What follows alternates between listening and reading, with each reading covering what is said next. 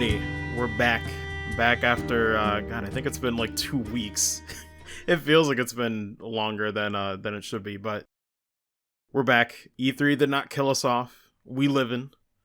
But it has been a bit of time. I just had a feeling, cause, I felt like the news was gonna die down. But, yeah, as always, I'm your host, Marcos Molina, joined by my co-host, Fatal CutieSol. What's up, man? What's happening, guys? We're recording this after Canada Day, and also very soon. Happy 4th of July to you guys. That is true, though. Man, my family hardly ever does anything for for 4th of July. I think they might do a grill outside sometimes, but that's maybe once every 3 years. But usually it's just a pretty normal day, all things considered. Although speaking of, how was your day yesterday? Oh, it was alright. It's just heading home from visiting my brother at the islands. And coincidentally, yesterday was Canada Day, so definitely was pretty packed. And obviously, I saw all the employees wearing their Canada Day stuff. Literally, I saw the guy was opening the gates before I was entering the ferry. He was literally just wearing a Canada Day cowboy hat. Oh my god. I'm just laughing because I'm genuinely trying to think of merch that people would wear for 4th of July, and it's all I'm thinking of is maybe a shirt or the flag, and that's it. But I'm man, there's many things shirts, pants, underwear, bikinis, cakes.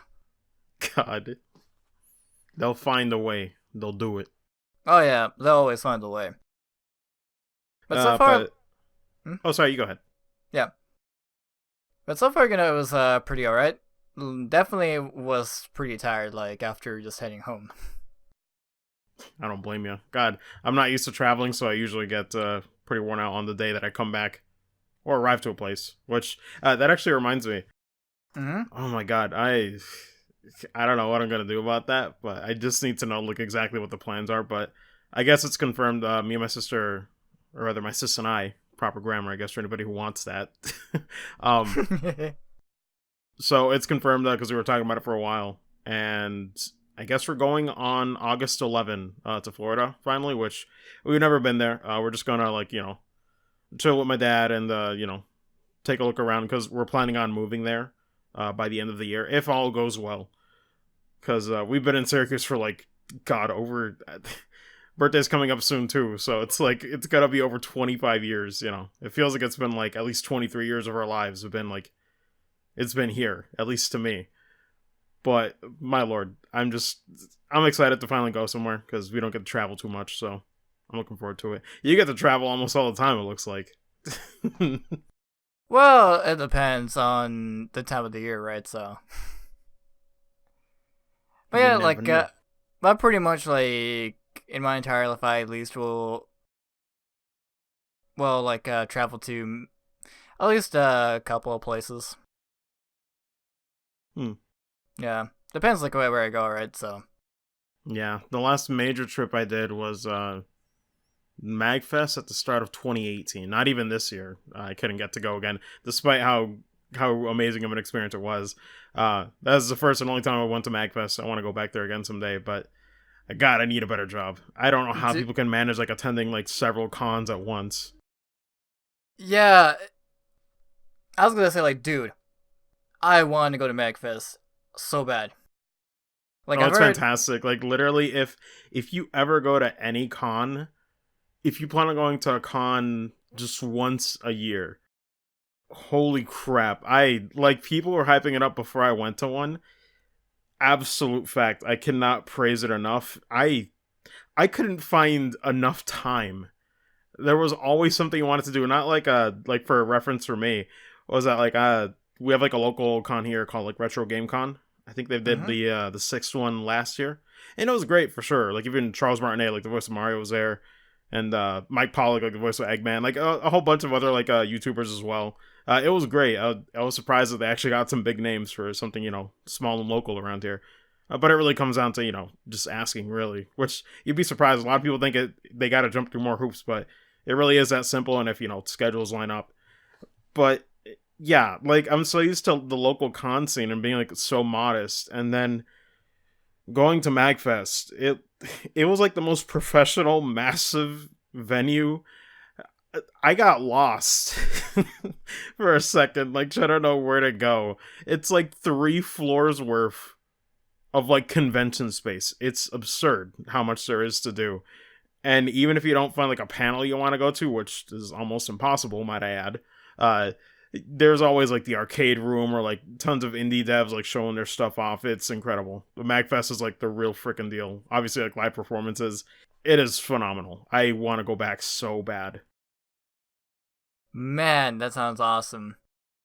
Like I've obviously like went to cons over here, which funny enough is that we also have like a retro gaming con that also I believe a few years ago Charles Martinet also came. Noise. The problem is that it's been a while since I went to my last con, and the problem is that like the cons over here are either pretty okay or not that really great. Yeah. Yeah. I mean, I can see it though, because for me, it's like, GameCon here isn't like too bad. I'll definitely find things to do in the day. You know, it's never like a dull moment, especially if you have money, like going to the vendors. But yeah, I definitely feel you on that because it's a little rough. I've gone to other ones where it seems like there's only a few things to do, and then it kind of like peters out towards like the evening time, and then everybody just like leaves. So I definitely feel you on that. Local cons can get pretty shoddy, like 50-50 shot, more or less. Oh yeah. Especially like it doesn't help that there's other cons that I want to go to, for example, like Magfest. I definitely do want to check out like CEO Otaku, frigging like maybe once in a lifetime, maybe Evo. Mm-hmm. God, Evo would be nuts, but I wouldn't even know what I do when I get there. Like, obviously, I'd be watching the matches, but oh man, I don't even think I would consider like attending a tournament. Oof. Unless I get really confident in a fighting game, but I'm like, Jesus. Like it depends like what do you want to enter, right? For example, if I was going this year, obviously I would have like entered for like Samurai Showdown and Unist. Yeah. Well, there's also like a side tournament called Any Evo, which I also would have like, entered for. Because for example, like you enter for like Samurai Showdown and Unist, and then you find Yeah. out is that Any Evo is like hosting a side tournament for Puyo Puyo champions. Yeah, I was gonna say any Evo. I know they always got Puyo Puyo. That'd be the one where I'd be like, okay, hold on, maybe if I get really good at Puyo Puyo at some point, I might. Oh gosh, that's another game too. God, like we mentioned, I gotta go back and practice Samurai Showdown. But my God, Puyo Puyo is like another one too. Where it's like I played it on launch, so I got really excited, and then it's like I just can't go back to it. Gosh, it's a juggling act every single day for me. I don't know what I'm gonna do. It'd be like that. Yeah, I know that feel. Especially there's like other certain games like I definitely want to enter like for like this season of Evil. Like they had like freaking rival schools, which if I practiced enough, I would have God, that is done that nuts. so bad. And then there was also freaking Umineko Golden Fantasia, the freaking fighting game for the Umineko series. Actually, wait. When is Evo happening? This year? Like what dates? It's happening, I believe, the first weekend of August. Oh, okay. Oh man, the first weekend. Let me double check on my phone. Damn, that means that I might be. Ooh. Wait, when's the first weekend of August? I actually gotta look this up. Okay, so it's like August 2 to August 4.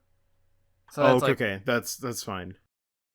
Because I was worried that it was gonna like fall on the weekend where I have to get ready and leave for Florida. God, that would have sucked. So I can oh see that, no yeah, problem. Lord. But that's yeah. cool. Honestly, like I told you before in like DMs on Twitter, it's like I'm mainly looking forward to Evo for those announcements because my God, they've been killing it the last 2 years. Oh yeah, that's the other thing I like about Evil is that it's basically like the E3 for fighting games. Yeah. Which I'm laughing because God, now Samurai Showdown is here, so now it's like a little quiet on like fighting game news in general. So people don't got to worry about that. But man, listen, when Evo rolls around, yo, you thought we talked about fighting games long enough? We ain't gonna shut up on that episode. It's gonna be fighting games all day. Oh yeah, better believe we're gonna be talking about nonstop of Samurai Showdown and Underrated in Birth EXE latest. Yeah. God, they have to announce Uniclear. They have to. Oh, If they don't announce it oh, there, oh my god. genuinely shocked. But we'll see. Yeah. The only thing with Samurai Showdown is that all they're probably gonna do. I'm not expecting much from Sam Show itself for announcements at Evo, because they already announced the seasonal like DLC lineup. They're probably just gonna show like actual character trailers for the last two, which I forgot my name. Sorry, I just don't know them like that, but you do. Oh yeah, with Great Kazuki and Wanfu. Yeah, so like they'll probably show like actual character trailers for them, but I don't think we're gonna get a new character unless they specifically hit one for Evo. That'd be kind of nuts. I'd be down for that. There are certain lies in the industry I'm okay with. If it's for hype, I'll take it. Yeah, I can probably see that. I would say the only realistic news that we'll be seeing is mostly like the launch of the World Tour that they're doing for the first time in their life.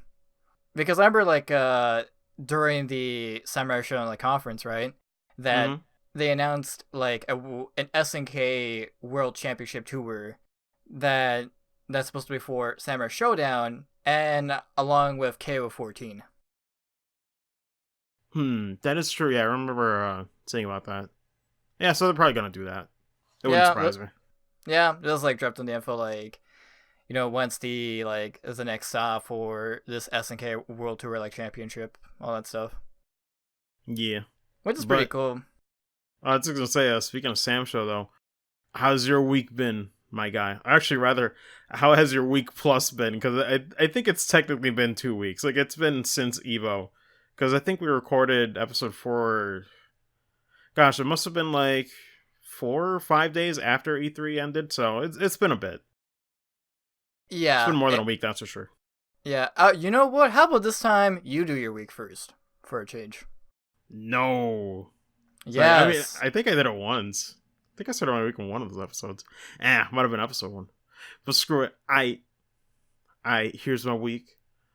My week's been somewhat uneventful despite how many things I've had to do, except for one major thing that you already been seeing me stream it a while, which is kind of why I put off doing the podcast, is because I was so focused on doing daily sessions with Shin.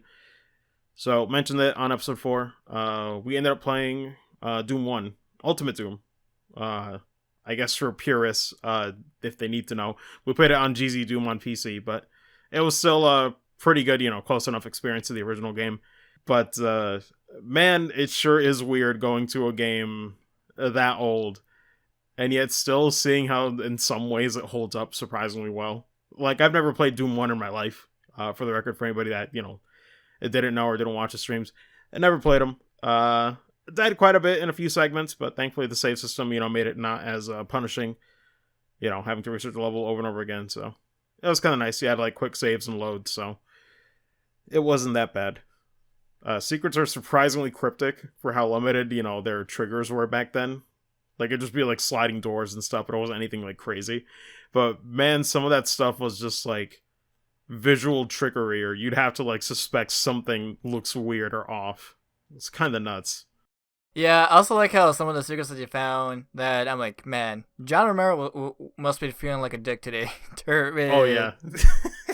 Dude, that was like the hilarious thing, like going from episode 1 to episode 3, and then being like, okay, they're kind of trolling a little bit. Then episode 4 is like, okay, there'll be a massive trolls right now, putting like cyber demons like in some of these stages and like barons of hell just along with the normal enemies. I'm like, holy shit, they really, they just keep ramping it up.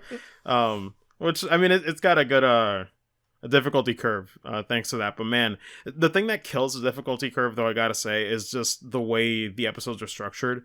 The fact that they're standalone means that while the difficulty curve should be this like straight, linear curve, it should feel nice.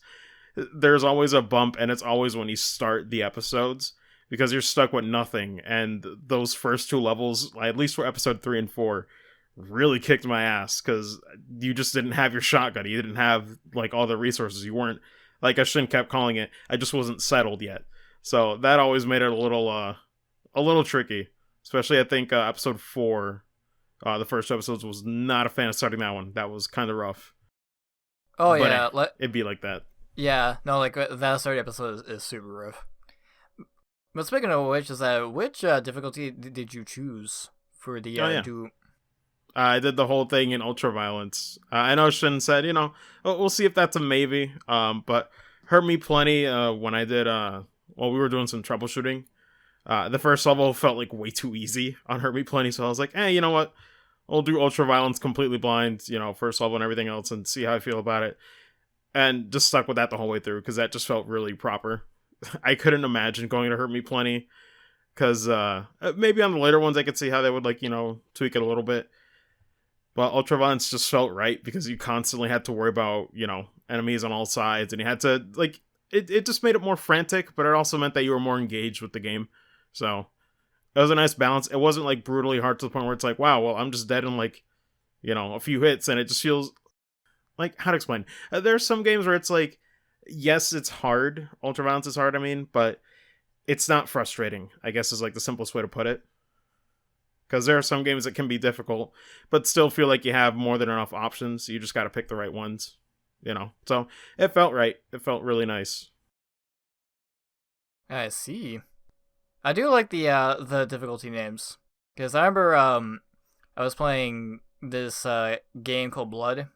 I believe it's called Blood Fresh Supply, which is like a remaster of an old school FPS that ran on the Duke Nukem engine. Yeah. And the difficulties is only just like levels of how you cook meat. So obviously in the middle is well done, while the hardest difficulty is extra crispy. Oh my god. Oh, dude, that was my favorite dumb thing, speaking of crispy, was literally before I even started streaming Doom 1, Shin was just freaking talking to me about different versions of Doom, which is just hilarious. Oh, yeah, the naming conventions for those versions is hilarious to me. Because he literally told me, okay, well, I already knew about GZ Doom when we tried doing Brutal Doom years ago. Before Doom 2016 came out, we tried to start up the Doom series, but for some reason my old laptop just wasn't having it. Which is weird. It should be able to run, but I think something else was conflicting with it. So it was strange. We didn't really figure out what was going on with that performance-wise. But regardless, we tried that before. So I was already used to GZ Doom, but then he was telling me, all right, we're trying to get something else to run that's more authentic and, closer to the old way that people would play it. So he told me about Crispy Doom, and I was like, okay, that's a kind of funny name, but okay, I'll let it slide. And then he also mentioned that there's another variation that we could try called Chocolate Doom, and I was like, hold on, are you kidding me with this? I thought he was just doing a really good bit or something. I was like, no, he's serious.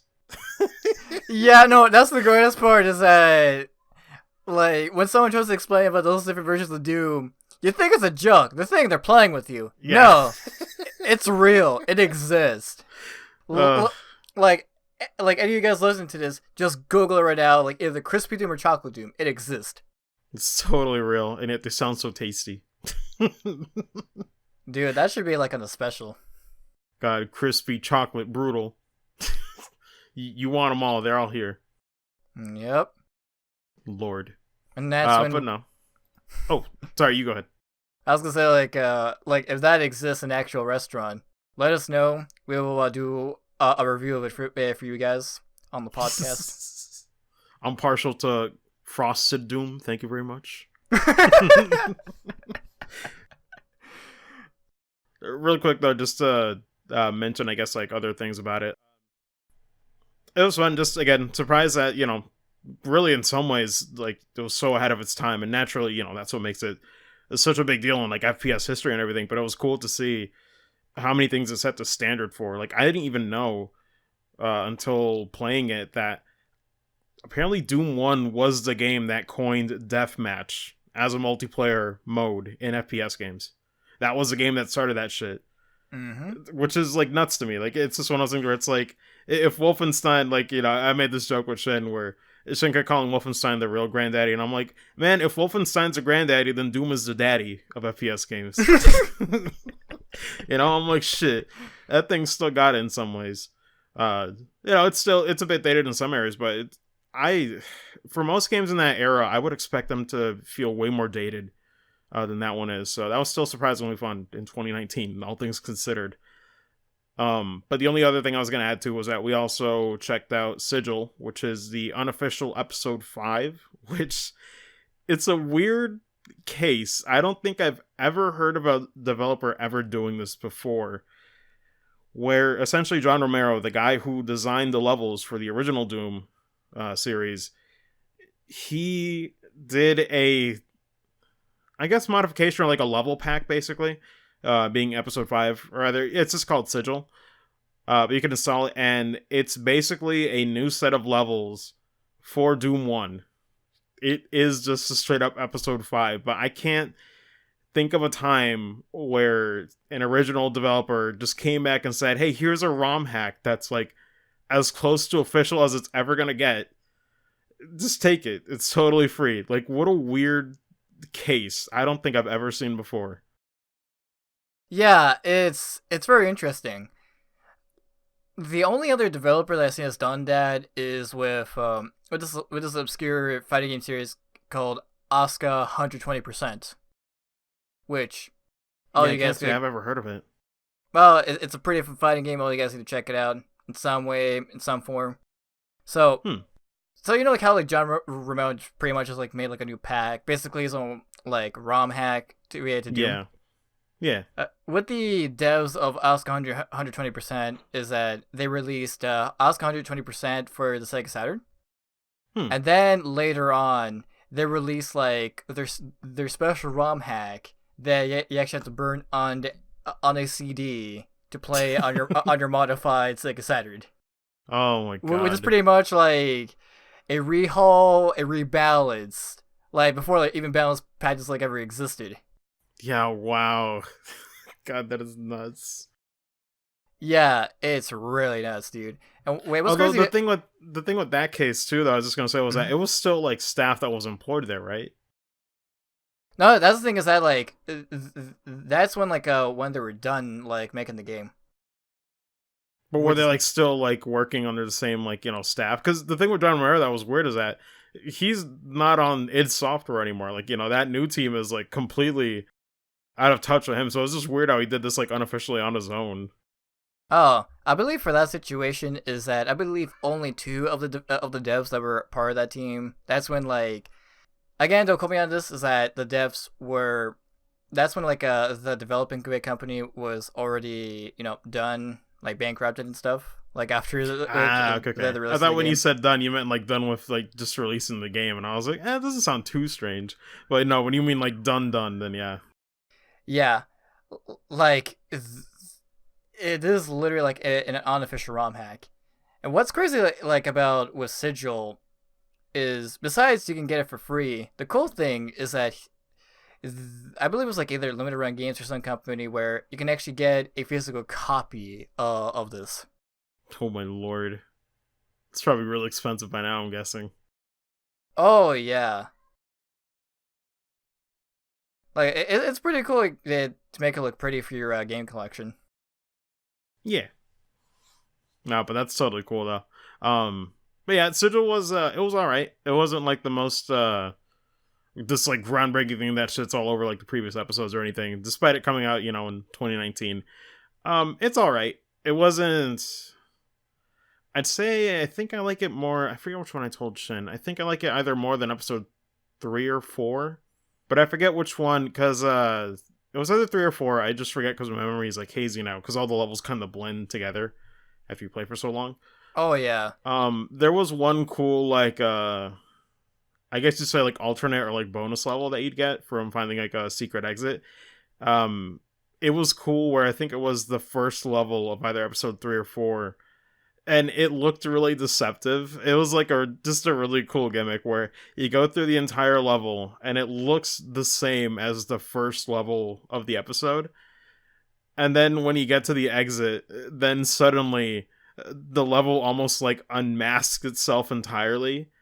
And you fight like a cyber demon or I think like a Baron of Hell like near the exit. And then you turn around and you literally see layers of the map just get revealed on your way back to like the beginning of the level, because the entrance is like fake, it doesn't work. Yeah. So then you just see it constantly like revealing more layers that were like deceiving you, because you really thought it was just like, did they just like put the same level in like lazily, like did they really just get did they really just get this lazy? And then no, then they just like troll you completely. They're just like, nah, there's way more here. That was just really cool. That was like a neat surprise that they never did before. That was the only level that did it like that. But that was just a nice bait and switch. I really like that level. But yeah, Sigil itself though, that was either in episode 3 or 4, the one that I mentioned. Sigil was good. It just got a little frustrating with some of the level layouts, because man, John Romero really loved his narrow paths in Sigil, which made it a little frustrating, I ain't gonna lie. Especially with the second to last level in the episode, because, oh my lord, it is very, very long. Like, it feels like the longest level in Doom 1, period. So, at a point, it did get a little bit frustrating, I ain't gonna lie. But we still did it, and got it done. Although, apparently, Shin did some research after the fact, and apparently, Ultraviolence was set to be a troll difficulty by John Romero for Sigil. So apparently he made the level more trollish than intended. And apparently Hurt Me Plenty is the intended difficulty. And I was like, man, what the fuck? I don't know if that's true or not, but I believe what Shin tells me, because, he did more research than I did. But man, that man's a freaking troll. Here's the thing, is that I can believe that. Yeah, no, I can believe it too. Like, I have, like, read many things about this man, and I can believe he has done many things, because almost every day, he will be a dick that day when making Doom. He just feels like it. Oh, man. Yeah, but that was just really funny. Yeah, I still love how that someone on Twitter, they tried to ask him about the, the cackle demon's, asshole. Like, why he gives the thing, like an asshole in the game. And he just, refused to answer it. Because honestly, he has, all the answers for that, but sweet Jesus, man. Lord. God, speaking of cacodemons, though, I ain't gonna lie. It was fun. They drove me nuts in some levels, but it was kind of fun just ripping a chainsaw through them. It was pretty nice. Oh, yeah, especially, ripping their booty holes. Pretty much. That was great. But man, aside from Doom 1, basically after we finished all of that, we ended up taking a bit of a break. I'm not sure when Doom 2 is going to happen on the streams, because I'm of two minds. Like, it's either going to happen after Ritual of the Night, which I'll get into in a second, but it's either after that game finishes, or after I do, I don't know, maybe the first chapter of SC, and then do Doom 2, but I don't know. I don't know about that. I feel like once I start SC, it's going to be really hard to pull me away from it. So maybe it might be better for me to do Doom 2 after Ritual of the Night and wait just a little bit longer. I'm torn on that. I really am. Yeah, because you're playing pretty good games pretty soon. Like Ritual of the Night, SC, and Doom 2, which is literally also pretty good. Yeah, it's just, I don't know if I should probably finish Doom 2 before SC, because I just want clean slate. I'm like, Shin, don't bother me. Don't bother me for these next few days, because I'm like, listen, I've been waiting for this. I feel like I've been waiting 10 years for the conclusion. I've been waiting 10 years to see Best Still, damn it. Really, it's only been a month, but it feels like an eternity, because I'm still thinking about that ending, damn it. Oh my god. It gets you, man. Yeah, it always gets you. It's so good. But yeah, no, just that's been that. The only other thing that I've been checking out was Blitzing Curse of the Moon, which I guess initially in development it was supposed to be a prequel, but that was later changed to be a spin-off game, unrelated to unrelated, yet still uses a lot of the enemies and I guess bosses and characters, what have you. But it's made more so in the vein of a retro classic Castlevania game. 8-bit sprites and everything, done by Intu Creates, the same people who did Mega Man 9 and 10 and Master Blaster 0 and all the stuff. So, they got that retro aesthetic down. It looks fun. Music is great. Which I guess most of them are chiptune versions of some of the tracks that you hear in Ritual of the Night, from what I've been hearing. But I don't know if all of them are like that, or if some of them are original. I will say that I think it's at least a couple of them. A couple of them I do recognize in Ritual of the Night. Okay, but not all of them. Yeah, no, like rest of them are like originals. Okay, cool. Because yeah, I know, like you said, freaking even Jake Coughlin was the one, and I'm like, man, of course. Yeah, yeah, like I should have guessed that sooner. He's like, anytime, man. It's just like you gotta assume he's gonna be there. oh yeah. No, I wasn't surprised like they even got him like as a stretch goal, just to help Yeah. out like for both like wait for some of the main game and wait for the spinoff. You even got like with like Michiru Yamane, which she is started with the Castlevania series with Bloodlines, mostly famous for her work for Symphony of the Night. And Yep. then you also obviously for the rest of the series, and then you also got Ippo Yamada, who has worked on many of the classic Mega Man games. God bless, man. I can't wait. Yeah, because there's when God, that's gonna have a godlike OST. I can't wait. But yeah, I did 3 playthroughs of that. Just finished it yesterday. I don't know why I had said I was thinking like it was like a day before, but no, I finished basically yesterday. Third playthrough, which was cool. The I could have done one more, which I guess slight spoilers for anybody who hasn't played the game yet. I could have done more with like sort of just been solos and get to it with no upgrades, but that seems like the worst way to play.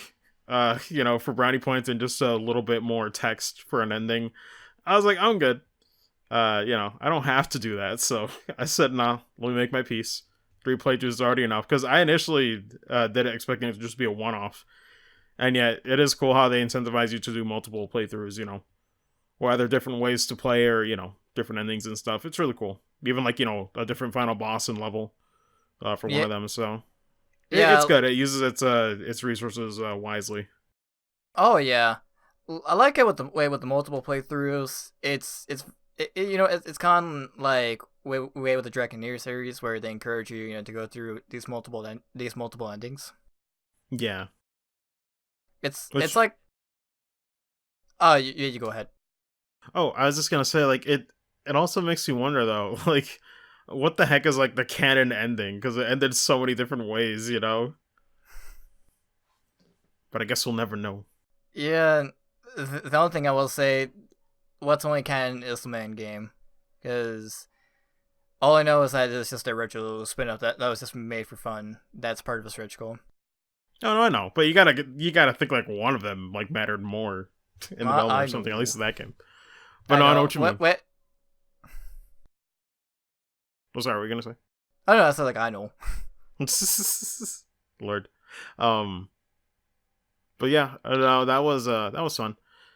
Aside from that, nothing too crazy. Just did a few auditions last minute on like the night before like deadline. Way to go, me. Just been so busy doing stuff that I've like missed out on certain projects that God, it just goes like that. Um, Aside from that, just played a bit of Monster Hunter with my sister the last few days.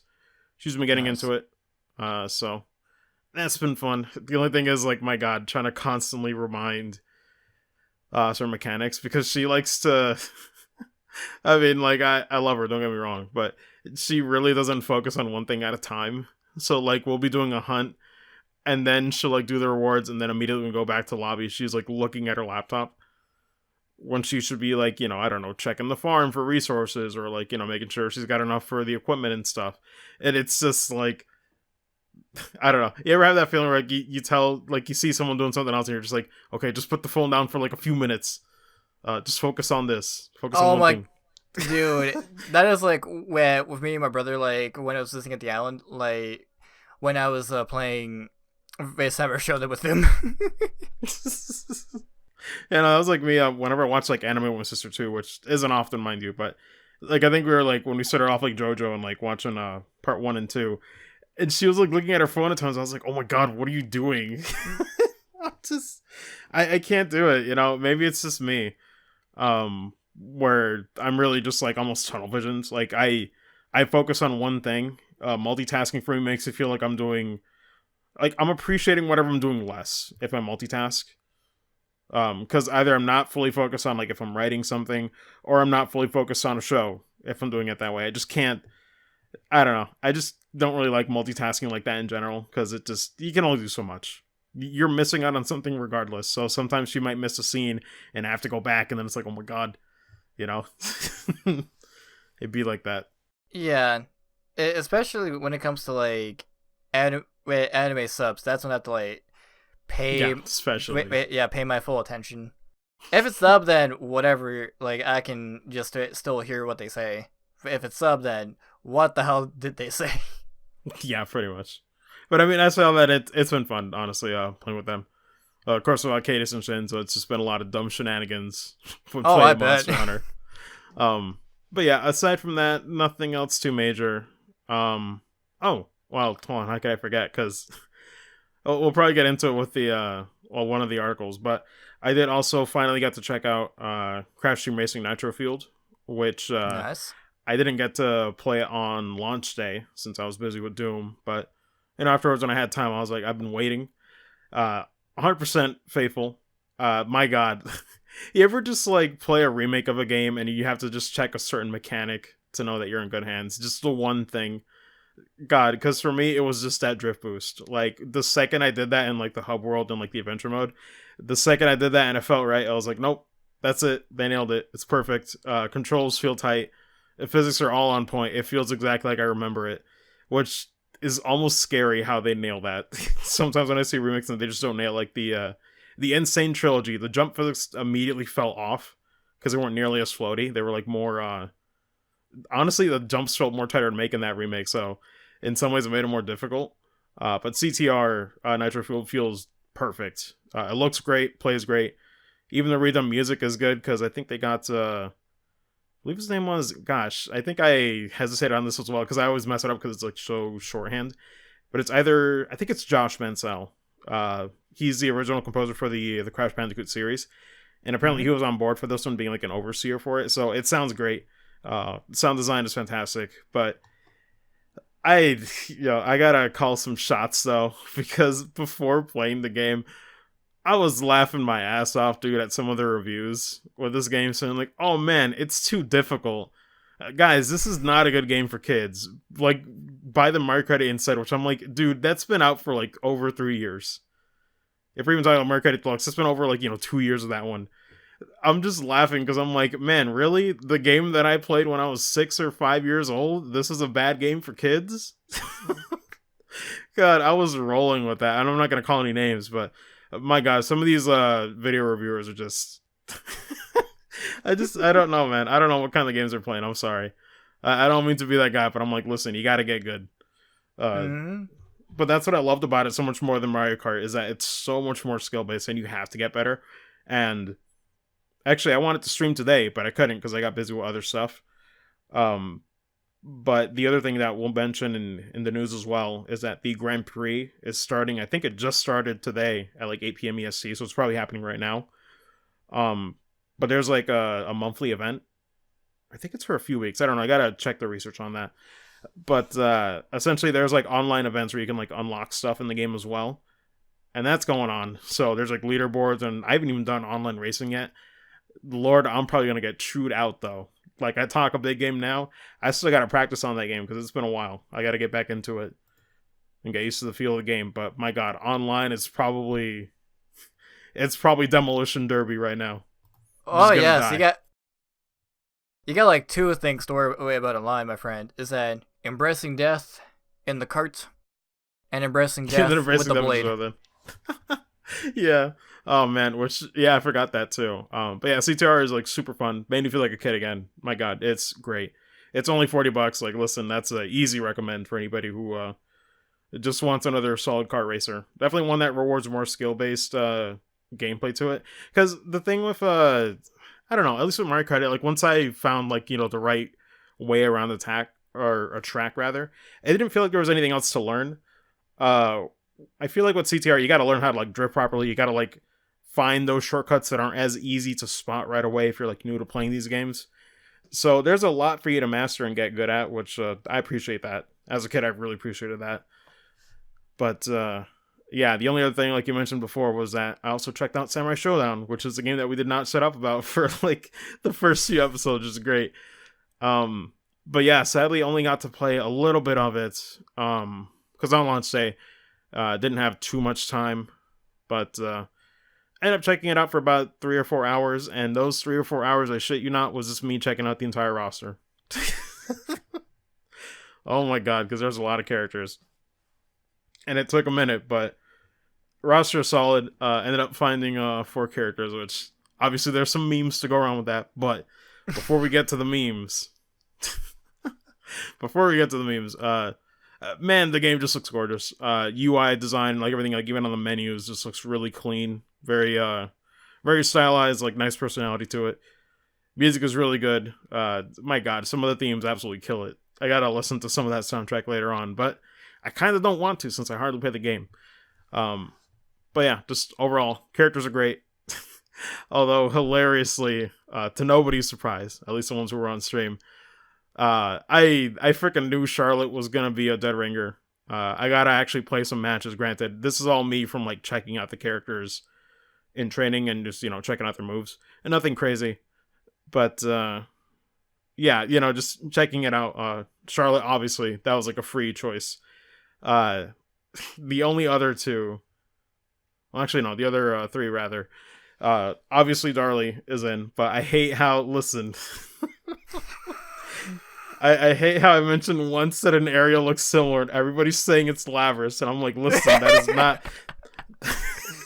Because listen, for people, like, for context, people who don't know what the heck we're laughing about, is that the 3 characters I like playing in, or rather used to, because sadly Aurier, I can't enjoy her like that in Cross Tag anymore, but I do love playing her in Undernight. She was like my main in Undernight in Birth, or rather latest.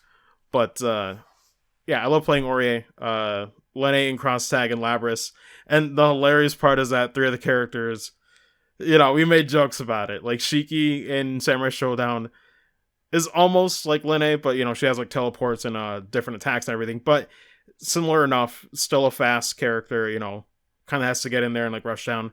DP almost looks exactly the same, which is even more hilarious. Mm-hmm.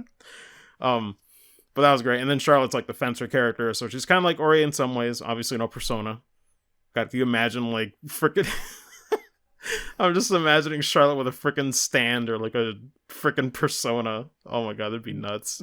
That is like season 4 buff right there.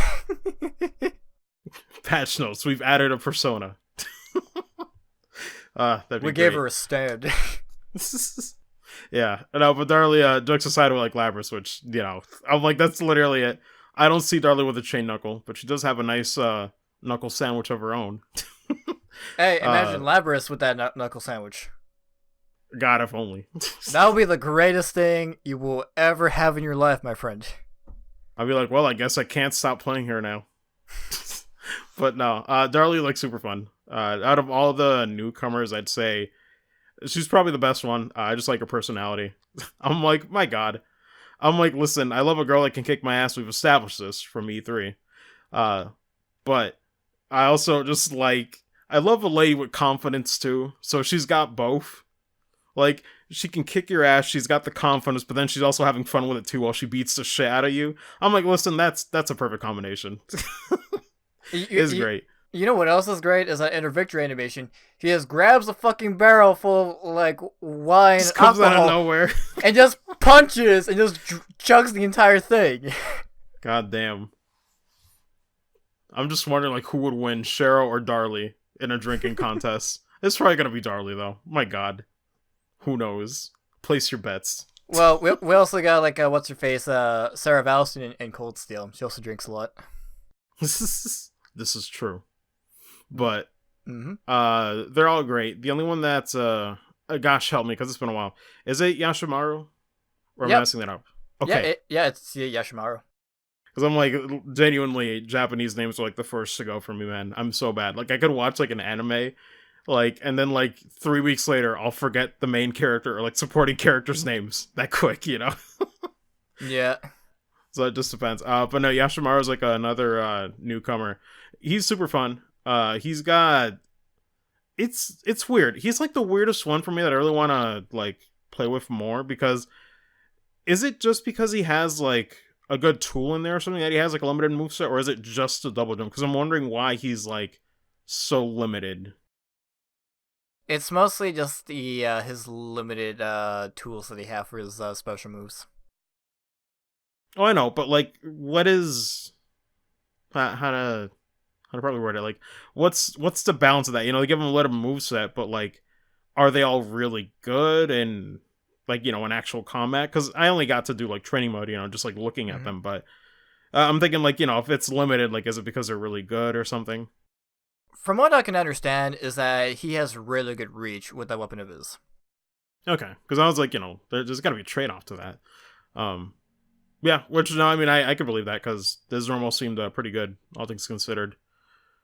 But yeah, he just looks super fun. I like him mainly for that reason that it is a limited move set. Because for someone starting to learn the game, it sure would be nice to know that you're using all your options, with the character, as opposed to always having that feeling where like you always feel like you forget an option when you first start off. At least I do when I start playing a fighting game. I always forget one or two options because I'm trying to take everything in. So Yeah. he'd be a really good character to start learning the game because I won't have to worry about too many options at once. So he seems fun. Also, I do love a character with multiple jumps, so he's up my alley. Which Not to mention nobody he expected has that a one. not to mention he has an air dash just like in anime fighting games, which is ridiculous. This is true. Nah, but he's good. But yeah, just only got to check out the roster. Everyone else seemed pretty cool as well. Gosh, I know there was another weird one. What was the one that Shrion really liked? But I forget his name. Oh, Kyoshido, with the Kabuki dancer. Yeah, that one looked really fun too. Like I was considering it, but yeah, it just didn't really didn't fit like a glove, so I'd have to like probably work on that. So maybe in the future. But he seemed really fun too. Got a weird move set. Along with Gosh, that Toad. yeah. Gosh, she's like that's the thing, man. Some of these characters, like some of them seem like pretty simple, and then other ones just have these like ridiculous move sets and like special moves that you're just like, okay, they're really just cranking out the personality with just like a single character, like completely different animations. That's really cool.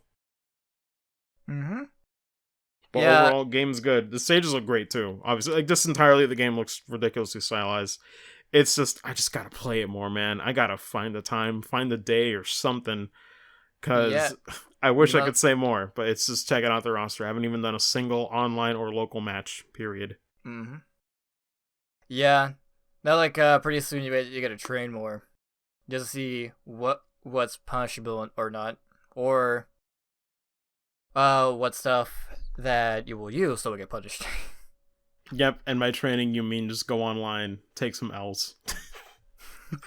Oh man, that's how it's gonna be. No, no But we'll worries. see. I'll coach you. I'll coach you on the way along with Vex. Coached by taking the L. Nah, I mean we'll see.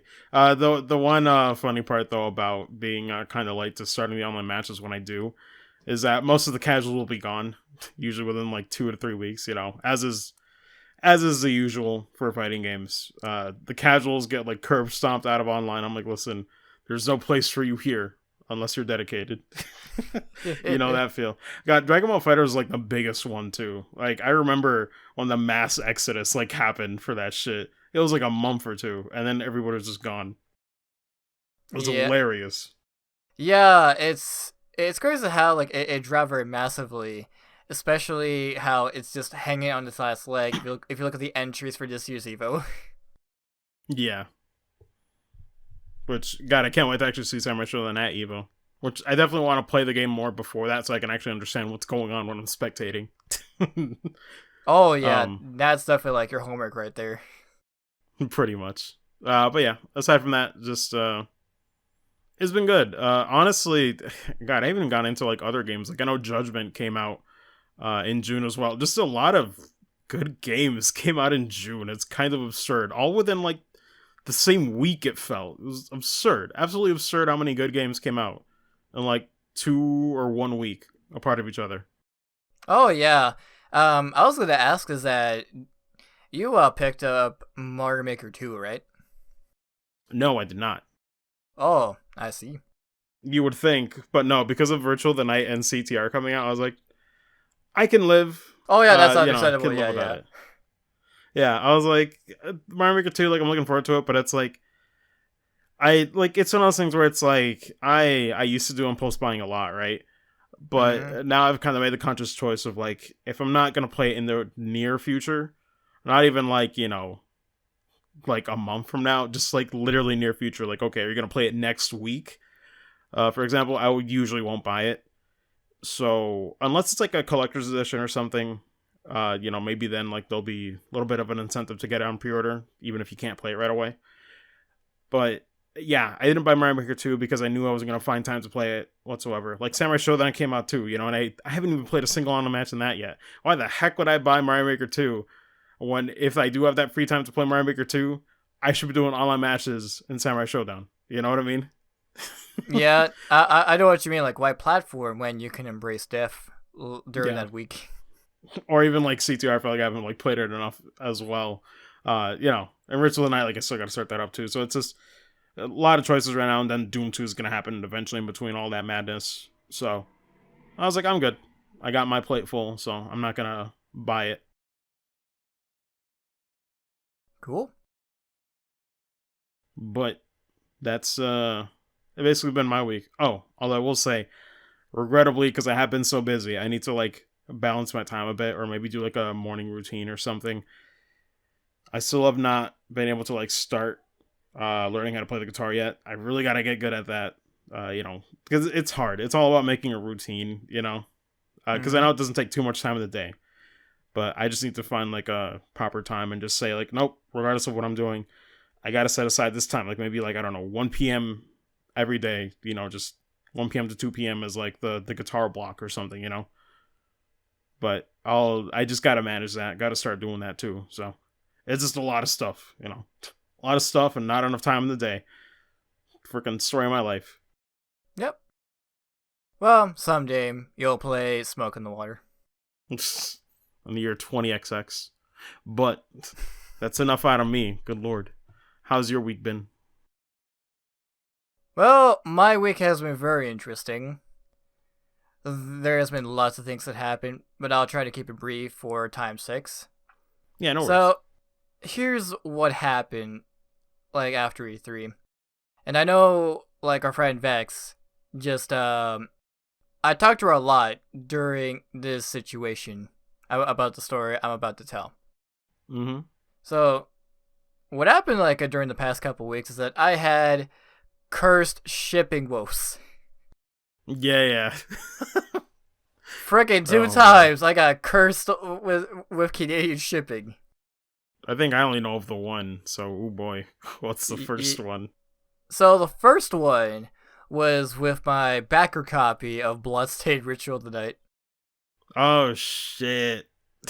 So what happened is that Yeah, that's right. No, you did tell me that too. Damn, never mind. But go ahead. yeah. So a few days ago, I'm not a few days ago, a few days before the game launched, right? Mm-hmm. So a buddy of mine who, um, my buddy in real life who lives, I believe, 40 minutes away from me, sent me a message being like, "Oh, dude, check your email. I got like my copy shipped." And then I checked. I'm like, "Oh, cool, my copy's getting shipped." So I'm just gonna wait till it gets here either before or on release day. Mm-hmm. So on the day before release day, and my body. So here's the keep in mind is that my buddy and I, both of our copies got shipped at the same time, and he lives 40 minutes away from me.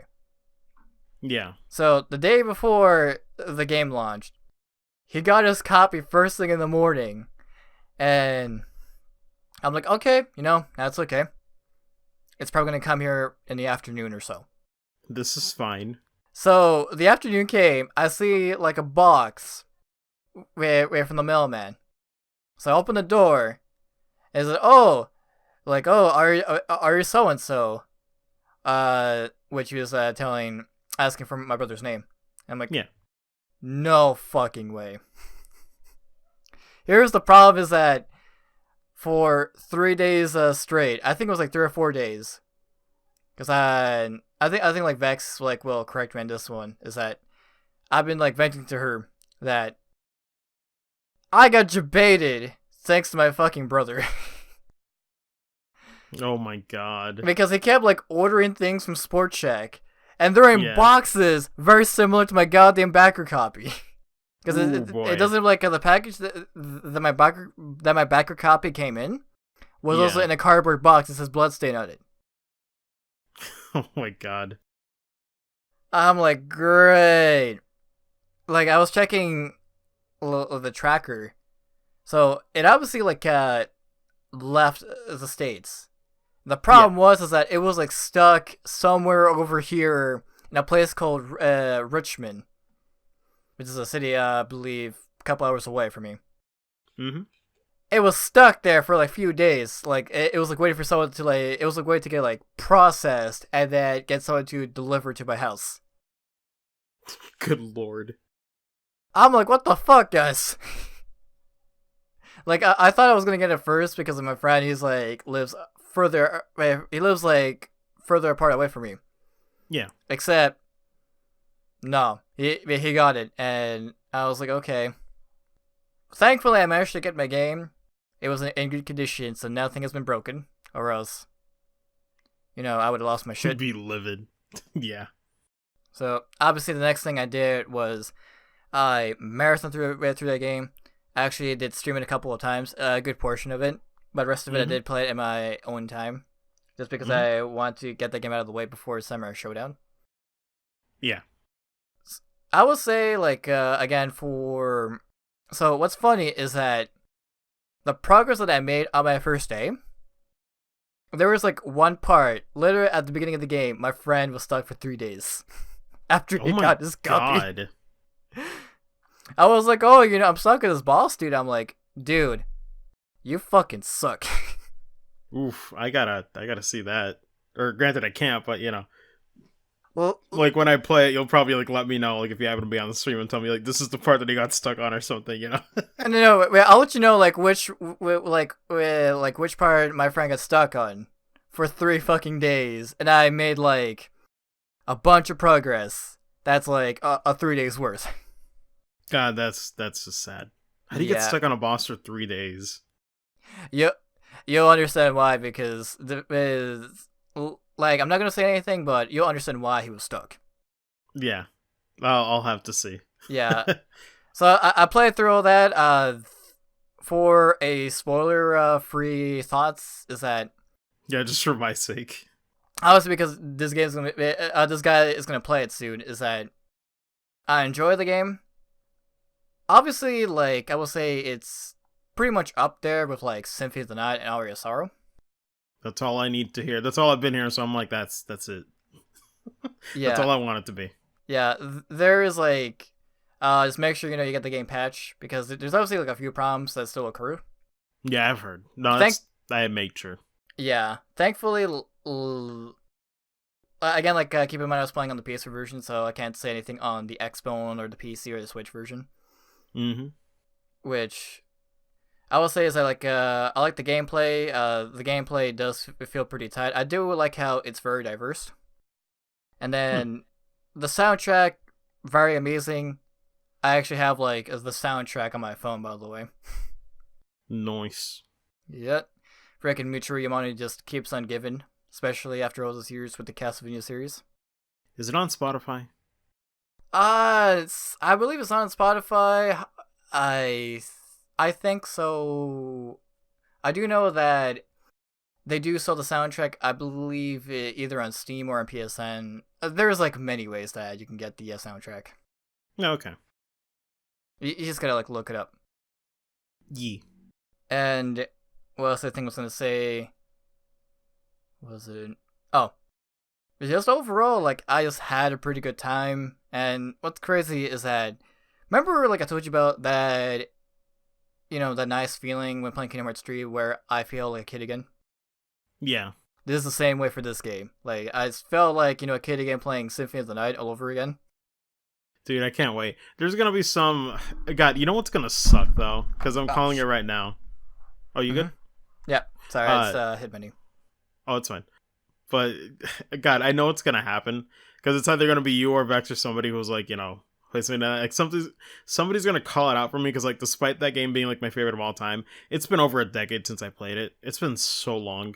It feels like it has been like probably a decade, like at least. It's been such a long time since I played that game. Because I never bought it like digitally again. I only played it on like original PS1, but I don't even have my PS1 anymore. So God knows what happened to it and the games. I don't even remember. Actually, no, I know exactly what remembered. Most of those games just got scratched up because as a kid, you didn't know how to take care of them, and those discs were like notably like terrible for durability. Oh God, yeah. so that's probably what happened to it, honestly. Um, but yeah, there's probably gonna be some like very subtle references to something, and I might miss them. God, I hope not, but it might be really sly and clever. But Y- if I'm dumb enough to miss one, be sure to let me know. Yeah, I will let you know. Like, it's probably gonna be like me, Evil Lucario, which shouts to you, buddy. Thanks for putting in those timestamps for us when you have time. And then, Yeah, because apparently there's one timestamps for the E3 episode. And I was like, oh my god, I wasn't expecting that. He didn't have to do that at all. But yeah, MVP. yo, Not all MVP heroes right wear there. capes. But yeah. Oh, and also obviously Jousty Bellman. Like whenever he pops by, you'll probably point Yeah, to that that. too.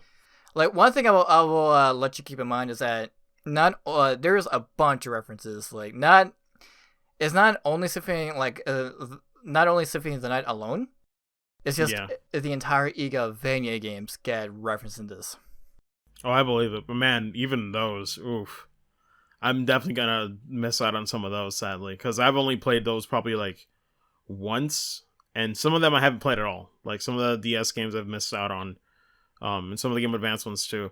I know some of the early Game Advance ones were kind of rough because of the backlit screen. They were pretty rough to play back in the day when I tried to play one. I forget which one though. I think it was Oh Circle. What was the first Game Advance one? Was it Circle of the Moon or was it? yeah, it was. I forget. Yeah, it was Circle of the Moon. That was a launch title. Way for the Game Boy Advance. Okay. Yeah, I like know I didn't get a Game Advance at once, but it was rough to see that thing on the backlit screen or with no oh backlit screen. oh yeah, like that's the thing is that that game like had that problem. Especially that's the weird thing is that like that game had an amazing soundtrack. Like it sounded like no other GBA game, thanks to the Yeah. sound font. However, it does suffer the same problem where, like when you put up the brightness up, it looks very rough. I do know Yeah. like that was fixed with Harmony Dissonance, where the graphics are great. You can see everything pretty well, Yeah. but they had to sacrifice like some of the sound quality, which sound Yeah. and then not until RSR they managed to nail both the graphics and the sound quality for the soundtrack. Yeah. Yeah, those were like interesting times because I do know that was also like a similar case for the Game Boy Castlevania games. Mm-hmm. Oh god, the Game Boy Castlevania games are kind of rough. I haven't heard too much about them, but I know the adventure is just cursed. Oh yeah, the Adventurous Curse, but say Balance Revenge is amazing. Yeah, it's not bad. What was I gonna say though? Oh, I do know at least one thing when it comes to Ritual of the Night though, is that I know the gameplay. While it is close to Symphony of the Night, I know in some ways it's closer to Aria of Sorrow. Mm-hmm. So I'll have to see, what kind of spells and what kind of crazy stuff she's got. But looking forward to it. But my lord, that's probably gonna be happening tomorrow, which I'm looking forward to it. Yep, and just let me know when you find Robert Belgrade. Okay, the I'd voice. ask why, but you probably can't tell me. Well, all you gotta know is that he voices someone very very famous in the series. Oh boy. Okay. Like you know it's him once you find him. Okay. We'll see. Yeah. But did anything else happen in your week? Or I mean, Uh, if you had any more like elaborate Samurai Shodown impressions or anything. oh yeah. I will get to that. Is that so? After I was like having fun with Bloodstained Ritual of the Night. So next thing is that okay, I beat the game, had a good time, freaking finished the game with like 98%. I could have got 100, but I'll take what I can. Mm-hmm. So I am ready for Samurai Showdown. I am. Oh wait. Sorry, I was gonna ask. Any missables in Ritual of the Night? And I believe yes. It's mostly with locations, certain monsters and weapons. Okay. I'd say like the only missables that if you really want to feel very cheap is only just filling out the map. Okay. I mean, I'll probably like do like a casual run, but I'll try to explore as much as I can. But yeah, I'm not gonna like bog down the pace by like looking at a guide constantly or anything like that. Oh, no worries. Thankfully, most of the secret areas are very easy to find just by whacking everything in the wall. Yeah. You must But whack the yeah, I wall was to get just that asking pork that chop. Yeah, no worries. every time. Yeah, no worries. And I believe like most of the other locations I found, those are I can tell post game stuff. So Mm-hmm. yeah, that's all you need to worry about. So next thing is that I'm ready for Samurai Showdown. I am ready to Right. embrace death. I've been waiting for this game ever since it was announced. So here comes July 25th. I mean June 25th. Well, I don't know what the hell I said July. So I was about to say, damn, what year is it for I'm you? lost, man. So June 25th, embrace Death Day. So I woke up early, got my receipt ready, ready to pick up Samurai Showdown and Judgment, because I'm also uh, stream a single player game to go along Yeah. with Samurai Showdown. Mm-hmm. Yeah, it So makes sense because I mean, as much as I look forward to fighting game releases, there's it's hard to do it for like a day straight. You know, oh yeah, got to be balanced. But yeah, you go on, sir. yeah, no worries. Yeah, so good tip is that just make sure you fill in your life with other games because Yep. definitely fighting is what way will definitely will take energy away wait for so long. Yeah. So, anyways, back to my story is that so I went to my EB Games, got my receipt ready. So I'm like, hey, dude, like I'm here to pick my pre-order, and then he's like, oh, let me check on the system. I'm like, oh, Oh fuck. boy. So he checks in the system is that so apparently we're having shipping issues from the publisher. Freaking yikes. And then I asked him, is that so? Is this a just store or is this like for every store? He's like, every store, my dude. God, because yeah, that was like the first thing I asked you. I was like, man, God, like I'd be like, take like 5 more miles to the next store or something. I'd be like, shit, that sucks. But yeah, oh my god. Yeah, it was really like ridiculous to say. Like I've been looking forward to this day, and then they were just like having like shipping issues trying to get like their copies in. And just to give in context is that like they were having like trouble of like getting their copies on time from this new publisher that SNK is working with. And wasn't Yeah, and in the thing too that you mentioned, sorry, was just that you also told mm-hmm. me that EB Games is like the only real retailer for games in your place, right? Well, it's like the only retailer that's with ever selling the game. Oh, And okay, okay. yeah, what's more weird is that later on, Best Buy and I think Walmart had a listing as well. But what's funny is that like I was so well, let me just start rewind back because that so I didn't get my game. The only thing I only got Mm-hmm. was just my copy of Judgment. It was like, oh, by the way, you got your copy of Judgment. Thanks for well, at least you got that early. I'm like, okay. God, I'm just imagining it just like a silent like like party horn or something, just like somebody blowing like hooray. You got half of it. I like can't wait to play Ace Attorney, LA Noir, Yakuza. But it's like I get that feel because it's like, listen, oh, you're probably like gonna have fun with both. I know that like Samurai Shodown was the one that you were like more excited for, so I was like, shit, it don't matter. It don't matter now. Yeah, like don't get me wrong, like I was excited for Judgment. However, like Samurai Shodown was like higher priority on the list. Yeah. So after that, like I just like went home and I was like talking like to you with Vex about what the fuck happened. And Yeah, and then I felt for it because I was like, man, I should have been the one having that delay because I know you were more excited for it than I was. I was like, God, that really sucks. yeah.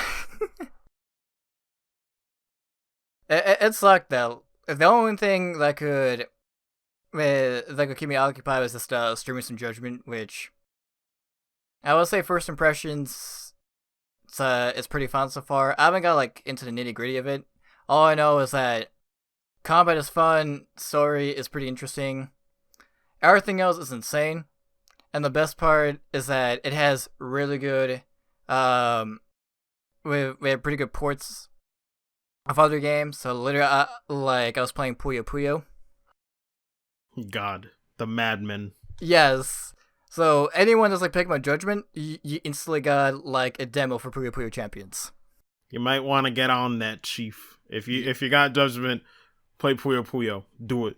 Yes. Literally, it's like the same UI and everything. Wait for that. Yeah. Wait for that quote unquote Puyo Puyo port in Judgment.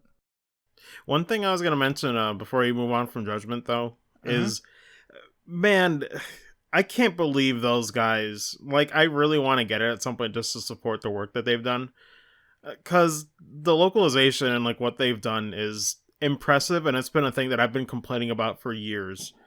Right, where let's put, well, let's just give like a very recent example for me, right? Mm-hmm. So, because it drives me nuts, like the whole dub versus like Japanese audio debates and stuff. I don't really care. Play how you like.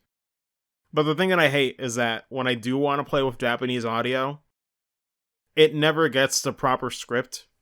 Like a good example being Xenoblade Chronicles 2. Like, some people do not like Rex's English voice in that game. So, they'll usually go Japanese. But the thing that I hate about that game and a lot of games that do it like this is that the subs aren't properly translated from the Japanese audio. So you'll still have like all the UK phrases and everything, like the spelling and like mannerisms of that in the subtitles, which makes it a little weird and like disjointed. And Judgment does this really cool thing where apparently there's two different sets of subtitles, where if you do it in English, you'll get like closed captions, and it's like tied to the English script. But then if you play in Japanese, you'll get like, almost like the anime subtitles, or like, you'll just get like the proper subtitles from like the Japanese audio, which is great. I wish every game had that, but I know that's a lot of work. Oh yeah, I remember they did the similar process for Fist of the North Star Lost Paradise. Yeah, and God, I wish it was the standard. I know it's more work, but I appreciate that, because I hate, some people are just like, oh yeah, go ahead and play Japanese, but it's like, in a way, you're still kind of playing the English version anyway, with most games, so it's cool that they did that. So definitely big props for the team for doing that much more work. And apparently it's the first one that got an English voice cast too, which is impressive. Actually, that's the second the second like Yakuza team project. They got like the dub actually. First one goes to Fist of the North Star Lost Paradise. Oh, that's true. I guess they're spending like the mainline series. It's weird. I keep thinking like Fist of North Star. I was like, I know it's by the same team, and I put it in its own little box. God. But it's still cool. I still like how they put in the work regardless. So, God bless. They didn't need to put in the work on any of those games. So, oh yeah, no, I'm glad that they're doing it where most games just take the easy route. Oh yeah, it's pretty impressive. For most of the voice work, I do enjoy it. Like I know it's kind of like sacrilegious, like I'm not playing Judgment with the Japanese dub. Most notably, like they have like a famous actor, like obviously like not the one we talked about a few days ago, like just for the like the main character himself. Yeah, which I can get why, but then again, I don't really know who he is, so. I mean, listen, that's the thing. It could be a great performance in Japanese. It could be even better. But the thing is, there's always that inherent like it's one more barrier you have to like think about when you're playing with Japanese audio. And I'm not saying that it's a bad choice. It's just that English makes it easier for you to like get absorbed and like immersed into that world, because you don't have to worry about what they're saying nearly as much, or like you don't have to like kind of parse it through your brain in the same way that you would like trying to listen to like a foreign language. So you can just really relax and not have to worry about focusing on the audio nearly as much if it's in English. You can just appreciate some of the other aspects of the game more. You don't have to focus on it as much. Yeah, it's I remember with like Fist of North Star Lost Paradise, right? Is that I do know like the dub was great. However, since I know they reused like most of the voice cast from the Yakuza games, especially with crap, what's his name? The main character. Oh, sweet Jesus. Kazuma. Oh yeah, Kiryu Kazuma. There we go. Yeah. Yeah, wait, Kazuma Kiryu. So they got like the main character from Yakuza to be freaking Kenshiro in Fist of North Star. Which, you know what? Like, the dub was nice. However, I must listen to this man. I mean, as an anime character. Yeah. God. That's like an exception right there. Like, I know that fan where. Again, it depends on the mood where like I want to like listen to either sub or dub. Yeah, it's a case by case thing. Yeah. I mean, basic example is that with Golden Boy, that's a show where I will only watch dub, not sub. It's so I'm like, man, that is the only way. God bless that dub. Yes, like if I found like someone like said, "Oh, hey, Slow, you want to watch like Golden Boy with me?" and they turn sub, I'm like, "Fuck you." Slap the TV remote off of them. What are you doing? Yeah, and then I just instantly just fucking YouTube like the English dub instead. God. So back to Judgment is that. So obviously you get like nice port of Puyo Puyo. You also get an amazing port of Virtua Fighter 5 Final Showdown. Yeah, God, I remember saying that on Twitter. I was like, oh my god, that's actually awesome. It's really good. Like that's absurd. Just for like those two games alone pay for like the freaking price of that game. To me, honestly, oh my god. Yes, that's the interesting thing. I was having a conversation with Sherry on over my stream. Like I'm not sure you know is that you're getting a great game within a game by itself. So yeah. Literally, like you're getting an amazing main game while you're getting amazing ports of other classic games, like Virtua Fighter 5 Final Showdown, which is really great. And the best part, you can actually play 2 players, like when you're in the main menu. And then you can also play freaking Fighting Vipers in HD. Oh my god. And fucking Fighting Vipers is a dope ass series that needs to come back someday. Bruh. And then you also got like K ports of like Fantasy Zone, Space Harrier, and surprisingly, what was the name? There was like this like crazy futuristic. Actually, you know what? Let me get to it. Is that there was this game that surprised me that I never read or knew about. The weird thing is I actually have played this game. Is that this game I haven't played forever since I played this at the arcades in Playland, which is the theme park ride over here. Mm-hmm. So I was looking at this. I'm like, wait. So this is like a futuristic motorcycle game. It's like F-Zero. I think it was like a mixture of like F-Zero with Road Rash. Yeah. I'm like, oh my god, I haven't played this fucking game forever. Like last time I played this game was during like a field trip, and I remember I was like kicking ass in this game. I'm like, god damn, I can't believe I'm playing this game in HD. What a time to be alive. Exactly. I don't remember the title. Like, you just gotta look up like the list of like arcade games for Judgment. Yeah. I do know like one of them is that amazing racing game. It's like a mixture of, like F-Zero and Road Rash. Like it was super fun. Dope. And then I definitely have to check it out when I get it. Oh yeah, it's really fun, and plus they made it look like amazing in HD, which is a plus. So after I was done messing around with that, I did a little bit of more story, and then just cut it out for that. And then after that, like I believe it was like the day after, or yeah, I believe it was like Thursday that my copy finally arrived of Samurai Showdown.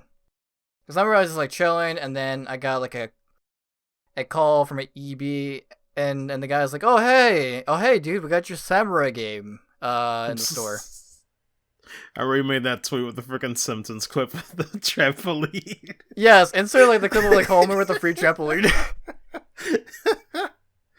That was pretty good. Later, I was like trampoline. But the most important part, though, you got a free beach ball. Oh yeah, that's the funniest part. Like I can't believe like that tweet got very popular. It's like, oh, by the way, like have a free beach ball to go with your pre-order of Samurai Showdown. I was like, man, I got gypped. I can't believe I got a lesser product on day one. I love how like someone tweeted me, like, man, they didn't even advertise this bonus. And then someone else like tweeted, it's like, you know, I can't believe they gave like a very good tool to practice your zoning. I'm like, yeah, it's pretty good to practice my zoning right there. I mean, it's not an Apple, but it'll do. Yeah, I mean, it ain't no Apple tech, but hey, at least it'll practice like my zoning game right there.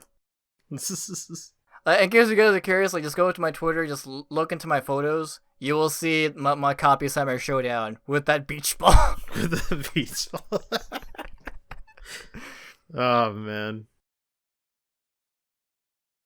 Oh jeez. That was so great though, but man, I'm not gonna lie, I literally just like I was like in tears and cry when I finally got my copy of Samurai Showdown.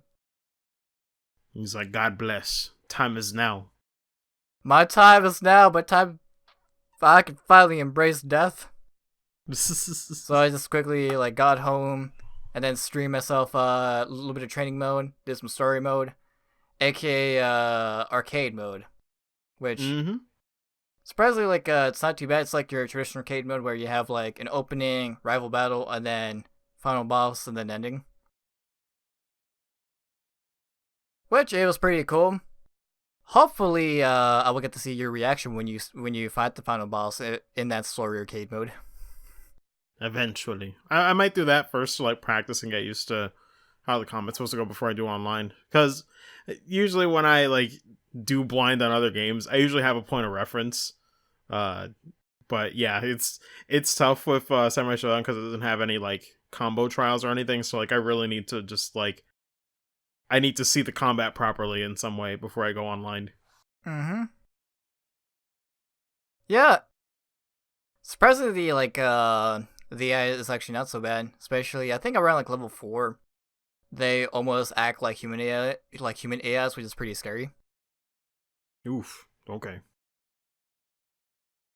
However, like for the final boss, very challenging boss. Not as harsh as the other bosses that SNK has done. Hence the my favorite term, the SNK boss syndrome. Oh god, that's true, man. Because I mentioned when I started the stream with Time Shot, it's like I definitely feel like I don't belong because I mentioned that I tried getting into King of Fighters and like other SNK games, but they either just weren't there for me to like get excited and like purchase them, or if I did try them out, they were like really complicated. Like, man, I got KOF 13 for free on PS Plus at one point, and I was like, man, I heard good things about this one. Let me try it. Oh my god, this feels so alien and so hard to execute. I can't do shit. Yeah. Despite me loving the quality and the music and the sprite work is like gorgeous and everything, I was like, but I can't fucking play it. Oh god. And then 14 like came around and I heard good things, but I still just couldn't get into it because of I think like other stuff was coming. No, I know what it was.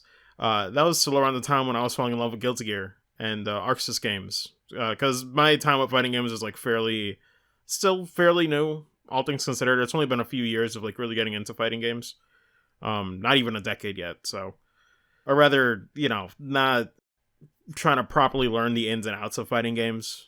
Because at most I'd have like I don't know, playing Street Fighter casually and Soul Calibur 2 casually like years ago, like not too much history with fighting games prior. And there's like Marvel vs. Capcom and stuff, but never like to that level of like actually trying to learn proper combos and stuff until like Guilty Gear Rev later when that came out. But yeah, no, it was always this problem, and SNK for me, it's like I always admired it from afar. I was like, man, it's got some cool ass characters. I love everything about the style in their games. maybe at some point there'll be one for me. And while I can't say Sam Show is the one yet, it definitely meant that I never had to deal with the SNK boss syndrome, like you said. And the only reason I know about the SNK bosses is thanks to Maximilian's incredible series, Boss Rage. Boss Rage. I have seen some fucking nightmares with some of those bosses, and even some of those runs alone, like, deliberately look like they're reading your inputs and punishing. Like, even the boss itself is one thing, but some of the AI just getting to it on the hardest difficulty is absolutely ludicrous.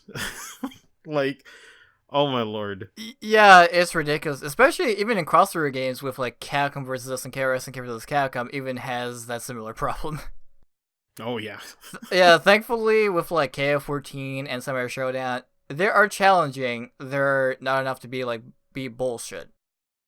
Yeah. If you know what I'm saying. Yeah, no, I get you. Yeah. Like I say, if it were like maybe like a long time ago, I would have like lend you a copy of 2 games.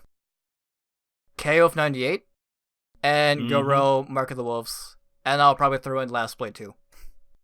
Those are the 2 that not Last Blade 2, but those 2 definitely the ones that I always hear about a lot when it comes to their old catalog. Yeah, those are like the best. Those are like my favorite of their old catalogs. That or Samurai Showdown 2, but then again, you already. I don't know what I'm thinking. Sorry. Oh, okay.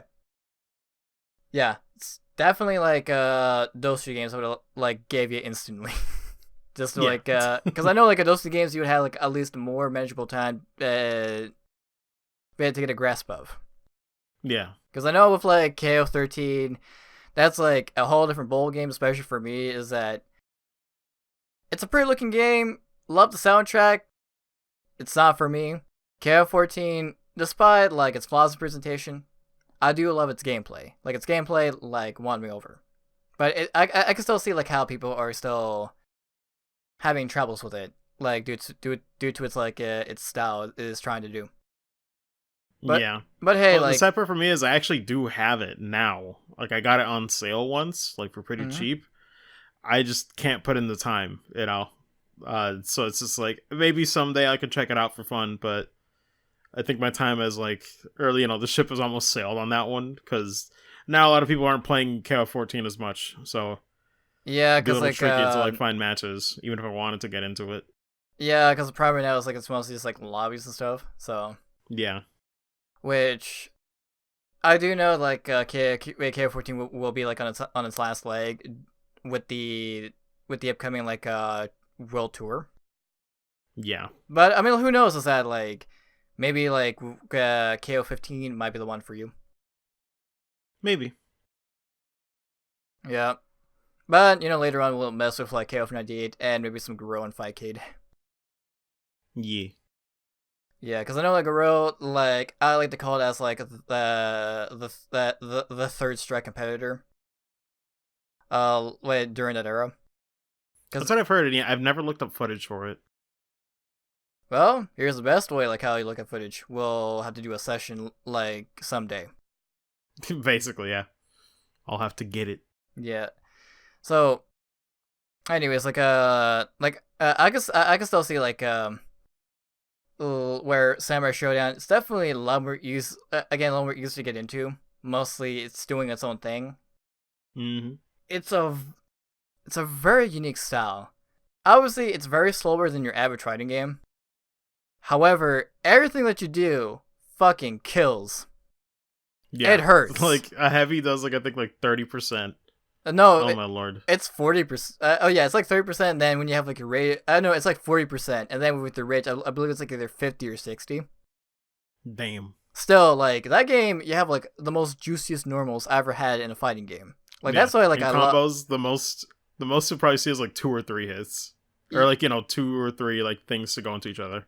Yeah, you only just see like follow-ups. Like you only see like Yoshitora being like he'll able to do 2 follow-ups, and that's about it. Yeah, you won't see like a freaking launcher into an air combo with all this other crazy bullshit. No tag team mechanics, nothing. It's raw. It's raw as it'll ever get. Yeah, just to quote Jeff from Add Jeff to Hero for his like short tutorial. You ready to learn Infinite? Get the fuck out of here. Pretty much. Goddamn. That's pretty much right there. Like the game is like very neutral heavy. Uh, One thing, again, I will try to make it brief as possible since I know I don't want to take up like too much time. Is that I'm enjoying the presentation. I love the soundtrack. Obviously, the graphic is like a massive step forward compared to like KF14, which I understand because they were like trying to do their own thing, especially with the budget that they have, since they were still like in the age of trying to like revive themselves after being Konami before Konami as it is during these days. Yeah. But man, they managed to like you know make this game very fun. Like they fixed the Yeah. input lag before launch. They've definitely advertised it pretty well. And also shouts to Crispy Kaiser for basically like the best thing SNK has ever had like during these years. For like, God bless. He's like, for those who don't know, because we mentioned him before on some of the episodes, he's basically the in between from like the fans to the Japanese staff, which is great because I can't think of other times where like most of the people who also run like the social media like account are also relaying information back to the company. The only other time I could think of that happening is like Aaron Weber, who does like the Sonic the Hedgehog account on Twitter. He's the one that's also behind relaying some of that stuff back to Sega in Japan as well for some like the upcoming games and stuff and promoting them. Uh but it's cool because Kaiser is like it almost feels more humble the way that it's like done with those guys, because you can tell it's like a smaller team making the game itself. But even him just being one guy relaying all this information to them is like it's super cool. He seems like a chill guy. He's even liked some of my tweets to some. It's weird. He'll like some of my tweets randomly, and I'm just like, oh my god, I'm not expecting that. And not to mention even like comments and some, especially like recently, like when we talked, like in the other episode when we talked about like Code Vein. Yeah. Oh man, I will say, He's yeah. cool. He's listening, man. He's out there. Oh Even if it's yeah, not related to Samurai Show, that he'll like it to me. I was like, oh my god. dude. I'm still like looking for the day when like when him and Aaron Weber just like cross over for like the best tweet ever. That'd be wild. But Kaiser's like super cool. He Yeah. chill. He modest. Yep, he's a pretty cool guy. And like, if you guys are currently like interested in like if you guys are playing Summer Shot and have like any complaints or criticisms, make sure you tweet to Crispy Kaiser because he is the man to like tell the devs of what's up. Yep. Which thank goodness because you barely see like any of it with Japanese devs these days.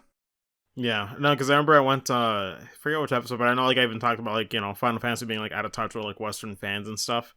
And that's the thing, like you said, you don't see that much transparency. You don't see, like, Japan listening to the West nearly as much, and, like, we'll get to it with some of these other stories. But it's, God, it's just so nice to see that your feedback is being, like, not even acknowledged, but the fact that the frame rate got cut in half, basically, before release, like that never happens. You gotta wait months for that, if they even bother. Like, it's so great to just see that, man. Yeah, it's amazing. And obviously, like he's still like doing his job like after lunch, like still taking like getting a list of complaints and everything what needs to be fixed. Yep. Yeah, so anyways, like I'm really enjoying the game. I actually did play like a lot of online matches when I got my copy. I did stream it. Nice. So far, like the gameplay is very fun. Again, really easy to get into. Obviously, there's like advanced mechanics.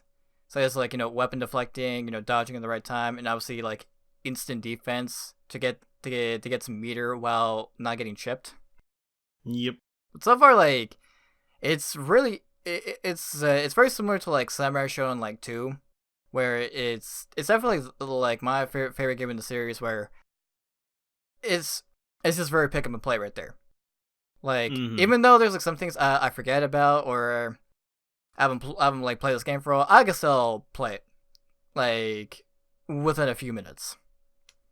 As opposed to like Samurai Shodown like 5 Special, where I do know like that's another favorite, and that's like another popular one in the series. But the problem is that game has I don't like its pacing, especially it has like a thing called the Kanki gauge. I think it was like the stamina bar, like a secret Automata. Oh. So basically, like, the more you mash, the more that depletes and the less damage you will do during battle. Huh. I definitely don't like the sound of that. Yeah, which don't get me wrong is like a Live 5 special, like in its own way, but at the same time, 2 is definitely like the game I always go back to. And that's the thing I like about it is like this game is like a mixed. It takes the best things from like 5 special and 2. And I can tell like this game has like a very heavy bias towards 2, mostly because like the developer Neo G, which he is a fun fact a former employee at Capcom, which Yeah, I heard about him. he designed like CVS2, basically most of the best fighting games that all you guys have grew up with, including Marvel 3. Yep. The GOAT. Yeah, which I will give like a special pour out for him is that he actually recently just left SNK after the launch of Samurai Showdown. Which is a shame, but then again, you know, I wish him good luck, and he did what he wanted to do at SNK. Yeah. I mean, it's not like he left us with a bad product, that's for sure. Oh, yeah, like, if I remember correctly, again, don't call me this, is that the thing he wanted to do when he went to SNK was he wanted to revive his favorite franchise, and that is Samurai Showdown. Nice. Because that was the franchise that was like dead for a long time. Yeah, no, that's the thing. Like, it's my first one going in, and for that reason, you know, it's almost like people are like certain franchises take years off, and then when they finally come back, it's like, oh shit, newcomer like me shows up. You know, like it sucks, but that's how it is when they go on break for that long. Yeah, it's insane, especially like the last game like that was released that was not a main title. That was like Samurai Shodown Sen. That was like the worst thing that killed that like ended the series for that moment. Freaking yikes! Yeah, because that was like a very crappy Samurai show. I mean a very crappy Soul Calibur clone right there. Oh, I think I did see footage of that one. Yeah, Yeah, I was like, oof. That's the thing about great. That's the thing is that's the game that has like an amazing cast of characters, but the gameplay, everything else is not great. Unfortunate. Yeah, but thanks to Neo G, like he managed to do like again he did KO14, did his touch with like SK heroines, and obviously you can tell that he did everything, like he poured everything into Samurai Showdown before. Oh, absolutely. Yeah, before he left. And what's more crazy is that he's actually going to EVIL this year to compete in Samurai Showdown. Oh shit. Yeah, we'll see how far he gets. Oh man. Yo, shout out to that man, because I did notice a text to Maximilian Dude on Twitter where he actually like sent him like a thank you message, and hopefully, like he will able to meet him, like during the Sam Show pools. So, besides like the amazing gameplay, definitely I did play like a lot with like Tam Tam. Did some Kyoshiro. Definitely like messed around like pretty much with the rest of the cast of the characters. Like I definitely do love the cast of characters in this one. Definitely like you can tell my main character is Tam Tam. Because that man just has like my favorite tools to use. The second I tried him, I was like, oh god, I gotta deal with this when I fight you. I gotta learn. Yep, hope you're ready for wait for some tribal fights right there. Like, get ready to embrace death, either from fireball or just his normal. His normal has like insane reach. Oh yeah, like Jesus Christ. I was like, damn, this man's really 9 foot. What do you say? It was like 9'1"? No, he's like 9'4" according to his freaking bio. Jesus Christ. Freaking like almost twice my height. That's terrifying. It's scary, dude. It doesn't that like he has like a command grab where he just like it turns into a fuck. Eats to you. Yeah. He just fucking eats to a live freaking throws like 3 skulls. He can freaking just alternate like freaking Sagat. Lord. And the other like scary thing about him is that his fucking like he does like fireballs. Like he jumps up, just throws a fireball. He has like a freaking Yep. spin, which Vex likes to call the Beyblade move. I call it the Crash Bandicoot. Oh, you know what I just realized is that just wait till like someone gives him the like the Crash Bandicoot mod for the PC version of Samurai Shodown. And everything like they'll just make him sound like Aku Aku. You know what, like any of you like guys who are modding this is that if it's possible, make sure you mod in like with the Aku Aku theme when he does his ultimate attack. Or like the spin sound effect or something. Oh my lord! No, like you know, like his ultimate attack where he just like he just like grabs you and just summons like a big ass totem pole. Oh, the ultimate, yeah. Yeah. Someone is to insert the freaking like Aku Aku theme. Oh my god! Like the invincibility theme from Crash Bandicoot. It's so cursed, but it belongs at the same time. You know what else is cursed? That like if you like freeze frame like a heavy slash, it looks like he's doing the Chad pose. Oh my god, no! God damn it! And yeah, I can see it. It's cursed. Like we have Tam Tam who does the Chad pose, while Yoshitora, he is a man with 7 swords who looks like a Chad. Oh, damn it! Keep popping into my table. Oh, it's fine. All right, so obviously, like, I've been having like lots of good time, and also thanks to everyone that came to my Samurai Shodown stream. I also did talk about like who I want for like season 2 characters. Which yeah, I absolutely got no stakes on that. Yeah, I definitely did. Like, you know what's funny is that I was gonna end my stream until Vex asked, "What do you want for season 2?" And that's when my stream went longer than intended. And then I still remember when sorry, just gonna say too. Yeah, no speaking of Vex, I still remember how Vex when I was looking at the roster, I was like, man, I knew Marcos wouldn't pick someone that's not a girl. So I was like, shit, is it that bad? For me, I was gonna joke about is that like that's like the same shit with my Twitter friend WoW, which he is like a fighting game player in Finland, and that dude, like, if you see him like pick up a fighting game, he will only pick waifu characters. No male characters. Yeah. And yeah, it's weird because it's like, I swear to God, I'm not trying to pick the waifus. It's just the playstyles that they like. It's so messed up because it's almost like the universal like fighting game philosophy where it's like the male characters that I see either hit like a truck or they're like the really slow brutes, which I don't like. Maybe they'll have like teleports like all over the place. Like I'm thinking like Chip and like Guilty Gear or something. Mm-hmm. I can't really do. Sometimes it'll be like a zoner or something, but it's like it's weirdly rare to have the one that's like the rushdown that I like when it comes to male characters for some reason. And I don't know why, but for some reason they give those movesets to like the chicks for some reason, and I don't get it. It's just cursed like that. It's not even because it's a waifu. But lord. You know what's funny is that like some of those like tropes you mentioned also apply to some of the female characters in Samurai Shodown. Because Darlie, she's very slow, but hits like a freaking truck. Yeah. And yeah, I like it because she's got good range at least.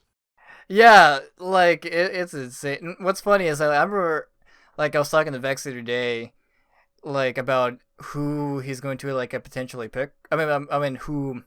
I was like, I like we were talking about who you were going to potentially pick. Where yeah, like I did tell her like obviously you're gonna play as Charlotte, and then the other thing I will mention is that before like the launch of Samurai Shodown, I was playing through like Samurai Shodown 1 to 5 special with a friend of mine on 5K. Oh, nice. Then I was going through like the roster, right? Obviously, we were like playing the entire roster like through all 5 games, and then you know what? I actually going to predict of what this man's going to play. Charlotte, that's definitely like a free space on the bingo card. Yeah. Shiki, just because she has like similar like things to Lene. Yeah, the only thing that I gotta get used to is like she has a teleport, which I have to adjust to that because I really don't play characters with teleports, so that's gonna be a new one for me. But I'll try to make it work. Yeah, Like I said, like all it takes is some practice and some studying. And yeah, it's just those two like I predicted. Those are the only free ones. Yeah, I would say like for the bell characters, it was going to be like either like potentially Yoshitora or maybe Gelford. But I was kind of right on Yoshitora. But Kind of. But he's still not gonna be one that I'm gonna play right away. oh yeah, Seems fun though. yeah. But Yasha, I definitely did see why. Yee. So obviously, like I play like bunch of online, right? And Mm-hmm. as for netcode, it's definitely like hit. It's definitely I can tell it's still early, hit or miss. Thankfully, Yeah. I didn't have like too many leggy matches. The only leggy match that I had was this guy who was fighting with me all the way from Italy, Oof. which is very weird. And what's more weird is that I had like a decent connection with someone all the way from Brazil, despite like Brazil being notorious for having crappy connections. I can only imagine. Mm-hmm. And so far, again, like rank works. That was the problem with like KO14 is that like rank was working like earlier until I know it was either rank matches or like the party match mode. I think Mm-hmm. it's been a while since like I played. I remember like the early days of KO14, but I definitely do know is that rank definitely does work. And the cool thing is that like you can actually pick your opponent. You can choose who you want to fight depending on the bars. Hmm. It's not like where because like the one method that you do when you start matchmaking, you will get the message here comes a new challenger, right? But Yeah. when you want to search for someone, like be player 2, you can just pick who you want to fight with. Interesting. Yeah, and the nice thing is that in case if there's like a person you don't really want to fight with, depending on the region, you can instantly press triangle to cancel the match before it starts. Thank God. Yeah, I haven't like messed with lobbies since I got to like need to like do a session with like Vex and obviously you two as well to see how the lobbies are. I definitely do know that lobbies are pretty iffy at the moment, but they are aware that they are fixing it. Which shouts Yeah. to you KK. God bless. God bless this dude just taking in like all the complaints and everything every day on Twitter and also social media in general. Yeah, I know online was like the biggest one, but I'm sure they'll fix it. Yeah, I definitely do know like the netcode will be improved later on, especially like probably like about the time when like when evil comes around. Mm-hmm. But so far, like again, I'm just pretty happy with this game. I'm having fun with it. I'm also very looking forward to play with you and Vex, especially since this is like your guys' first Samurai Showdown. Yeah, God. And yet watch purely by default that Vex has actually played some matches and I haven't yet. She's probably still better than me at this point. Oh no, I can tell like she is studying a bit, especially with like Yoshitora. Like she definitely figured out how to unlock the seventh sword. So when she whips the seventh sword, just embrace for impact, my dude. Looking forward to it. Well, we'll see though. Like, once we like do these sessions, it should be interesting to see like how I coach you guys and see how you guys just fight together while I spectate like in the background. Lord, we'll see. Yeah. But then anything else going on in your week? Nothing much besides like I went over to the house to visit my brother. I actually did play a little bit of Cybershine with him. Fun thing about him is that he was very weird with it at first until later he understood. Because what happened is that I was like gonna give him a few pointers, and I was like, okay, yeah, I'll figure the rest of it out. I'm old school. I'm like, okay. I'm like, listen, that's one of those things where it's like, it doesn't matter if you're old school or new school. If you've never played a Samurai Showdown game, oh my God, it is different from anything you've ever played. Yeah, Like it really is. yeah. And what's funny is that like when he was like playing through some matches with me, he's like, man, This feels kind of weird. This is like very slow. I remember like the old games being more faster than this. And then until the next day, I woke up like from my bed, and then I was hearing him playing through arcade story / arcade mode. and then I was just like seeing him, like ask him, so how goes the arcade mode? He's like, you know what? I actually understand how this game works. Like I like, you know what? I know why it's slow, because it's supposed to be in a Bushido style. It's doing its own thing. It's not like any other fighting game. I'm like, well, good. You definitely learned it over time.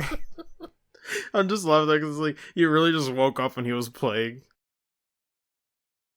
Yeah, he was literally just like playing through like Arcade Story with Ganjiro, and he was like understanding of how this game works.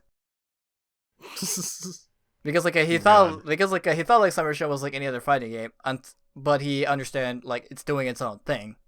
Yeah, and it definitely is nice. It's nice to be able to turn my brain off about combos in a fighting game for once. My God, it's nice that I have to worry about that and just remember options, and that's it. Oh my God, yes, that's the thing I like about like about my online session, that I believe either Vex or I believe my mod Jaggerfreud pointed out, is that like they're really noticing how I'm just too busy gonna just like blocking those heavy hits and just go for that free heavy slash. Yep. Oh man, it's so nice, because obviously like there's like a couple follow-ups that I may need to practice, but so far I'm just like getting my bearings pretty easily. I'm just like relaxing, just turning my brain. I just gotta like just block and just wait for them to like open for me to like punish them. Yeah. And the funny thing is, until around today, before we started recording, like while this guy was eating dinner, I was playing Samurai Shodown with my other brother. Which, with my other brother, he's like an old school fan of the series. Like he played like tons of like Samurai Shodown 1 and 2. And he was like very excited, to finally like play this game after like he also heard me like ranting about like my copy getting delayed. Yeah. So he played with us like he came to my house and played some matches. Obviously, like I tough time gave him a few pointers as always. And the difference is that with him, he adjusted very fast to this game. Damn. Like it took him like at least a few minutes just to remember like how everything works. And since obviously this game is like combo heavy, like he's just like too busy just like making good use of his normals along with his special moves. And obviously we'll throw in like a super here and there. And then he definitely did caught me off like a couple of times, like when he did like a rage explosion and did the lightning blade. Yeah.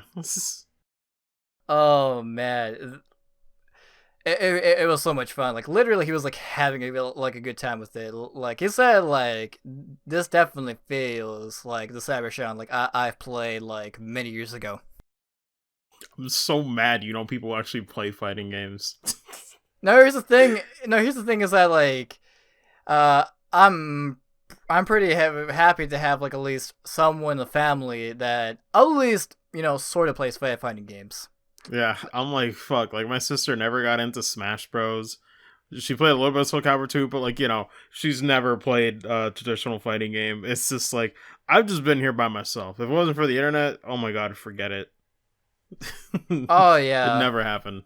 Oh yeah, like I know that feeling. Especially like it doesn't know that whatchamacallit, I believe my uncle or cousin-in-law, I don't know how the hell that works, because it's the usual Hispanic family tree problem, where it's hard to tell who's your cousin, who's your aunt and uncle. Yeah. Well, basically, like my in-law, like in my mom's hometown, like that dude plays a lot of fighting games. Nice. Yeah, and I told him, I was like showing like some footage of the new Summer Show, and he's like, man, I'm super excited. Like, wait, once you bring that game over here. I'm like, yeah. I mean, once I get the Switch version. Yeah. Yeah, and basically that's my week. Is that's just shipping delays and having fun with Summer Shodown, and having like a good first impressions with Judgment.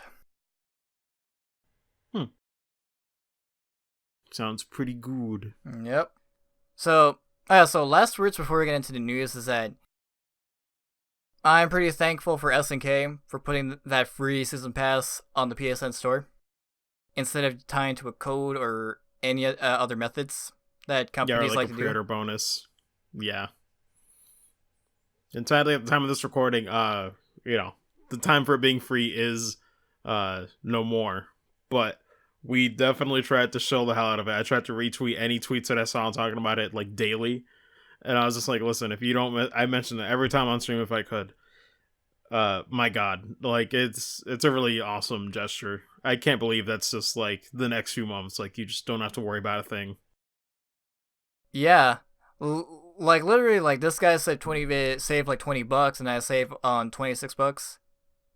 And what's more amazing is that I was able to get the season pass without owning the game while I was waiting for my copy to come in. Yeah, it's like I kept telling people on stream. It's like I don't care if you get this game a year or 2 years on the line. You better just get that thing now. It's like you could wait on a discount for the game all you want. You don't even have to get it day one for all I care. Just get that shit. It's free.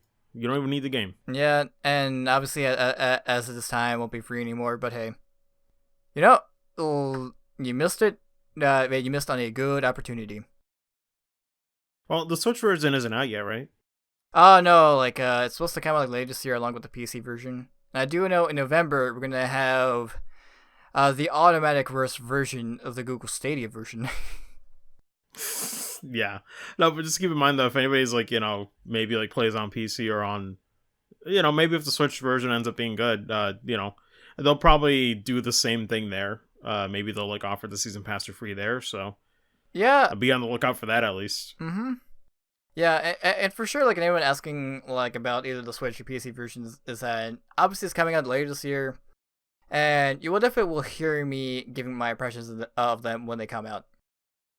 Yeah, I don't have the money to double dip, but if it's good, I might. At least on the Switch. We'll see. Yeah, I'll let you all guys know to see how the Switch version runs, but we definitely do know that Google Stadia, oh boy. No. I remember that one tweet kills me every time. Where it's just like, oh man, we cut the input delay in half for PS4 and Xbox One, all this stuff. And then Stadia users, well, if you like the delay, here's the Stadia version. God, I hate that tweet. And then after that, like Vax tweeted, like, I can't wait for Samurai Slowdown to Google Stadia. Yeah, God, I hate it too because, like she was mentioning, it's creepy how like I know the jokes she's about to make before she even makes them, and I had a feeling like before I finished reading the tweet, yeah, it's Samurai Slowdown. I got it. It's like when I saw that game in Stadia, I knew, instantly knew. It's great. Yes. So, anyway, so should we move on to the news, Marcos? Yeah, God, it's been about 2 hours. But they still gotta edit the beginning and stuff. So yeah. We good. But honestly, news isn't gonna take nearly as long as as the E3 episode. So we should still make it. I don't want to say below 3 because sometimes I feel like that might not happen. But we should be able to make it below 4. That's a fact. But yep. Now we're just going right into the news. There's a few of these here that are just, they might be like a little late, nowadays because it's been a few days, but I still wanted to talk about some things that happened, since the E3 episode. So some of this stuff might be old news starting off, and then, we'll get to more recent stuff, but it was still worth it to talk about it because I didn't really mention anything about it on Twitter, on my Twitch or anything that much. So yeah. Starting off with this one, which was for the launch trailer for Bloodstained. So, Bloodstained Ritual of the Night launch trailer teases Shovel Knight as a secret playable character. My lord, he don't stop. Indie game exists. Shovel Knight just rams through the wall. He's like the Kool-Aid man. He'll just show up. He's gotta be there. Man. I mean, it's great though. I still can't believe Shovel Knight. What was it like? Was it like 5 years old or something crazy like that? Yeah, I think like recently it got like the 5-year anniversary. I'm like, oh my god, where did the time go with this game? Jesus. Dude, I remember a long time ago when I backed that game. God, I remember I got it, and then I immediately got the 3DS version too, because I was like, I freaking love the game. But my God, 5 years. That's nuts. Mm-hmm. But it's good. That's not what we're talking about. Well, we kind of are. But yeah, it's just funny because is this actually clarify for me a little bit? All right. Is this DLC or is it that you could like get him in the game right now? Well, here's what I can say is, uh, he is an enemy in the game, Ooh, okay. and there are a couple of things you can get for him. Is that actually a few things you can get his shovel. Okay. You can get him as as a shard. And also, what's also cool is that you can also get his armor. Like when you equip that armor, you automatically turn into Shovel Knight. Oh my God. Okay. Cool. But say no more. Don't tell me anything that he has or anything. Oh yeah, no, that's Obviously, I know he's got the pogo hop and everything. yep, In a that's little it. bit of footage they showed. But Mm-hmm. yeah, no, just cool. I also just love the fact that it's always freaking buff Shovel Knight now. It's never the small. Dude, that's my favorite version of Shovel Knight. It's always a swole one. God, like I love it, but I also laugh considering like canonically he's like the shortest dude in the freaking game. Like freaking Shield Knight and everyone else is like taller than him, even like the NPCs in the village. And then you just see this like buff swole dude looking like super tall and jacked. And then you just imagine him like in the base game and it's like, oh God, everyone else must be like the freaking Land of Giants or something. Yeah, I was like super. It's hilarious. I was like super excited when I saw him like the concept art during the Kickstarter updates, and then later on, like he got swole again for Blade Strangers. Yeah. Oh man, Yeah. it's great. So what's But up? yeah. So what's up next? Oh, yeet. That was basically it for that one. So this one is just well, kind of want to talk about it, but the translation seems a little weird to me when I was Oh reading this yeah. before putting on the list. Um, but it's just a few things. But basically, just for context, Kingdom Hearts 3 co-director Tetsuya Nomura shares additional DLC Remind information tidbits.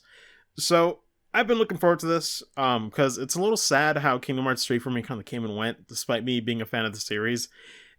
Like, it feels like I was excited when I played it, and then once I stopped, like 3 days later, I kind of forgot. And that's weird because I've never had that happen to me in a game in the series. Um, which I don't know. I don't know what was missing, but something.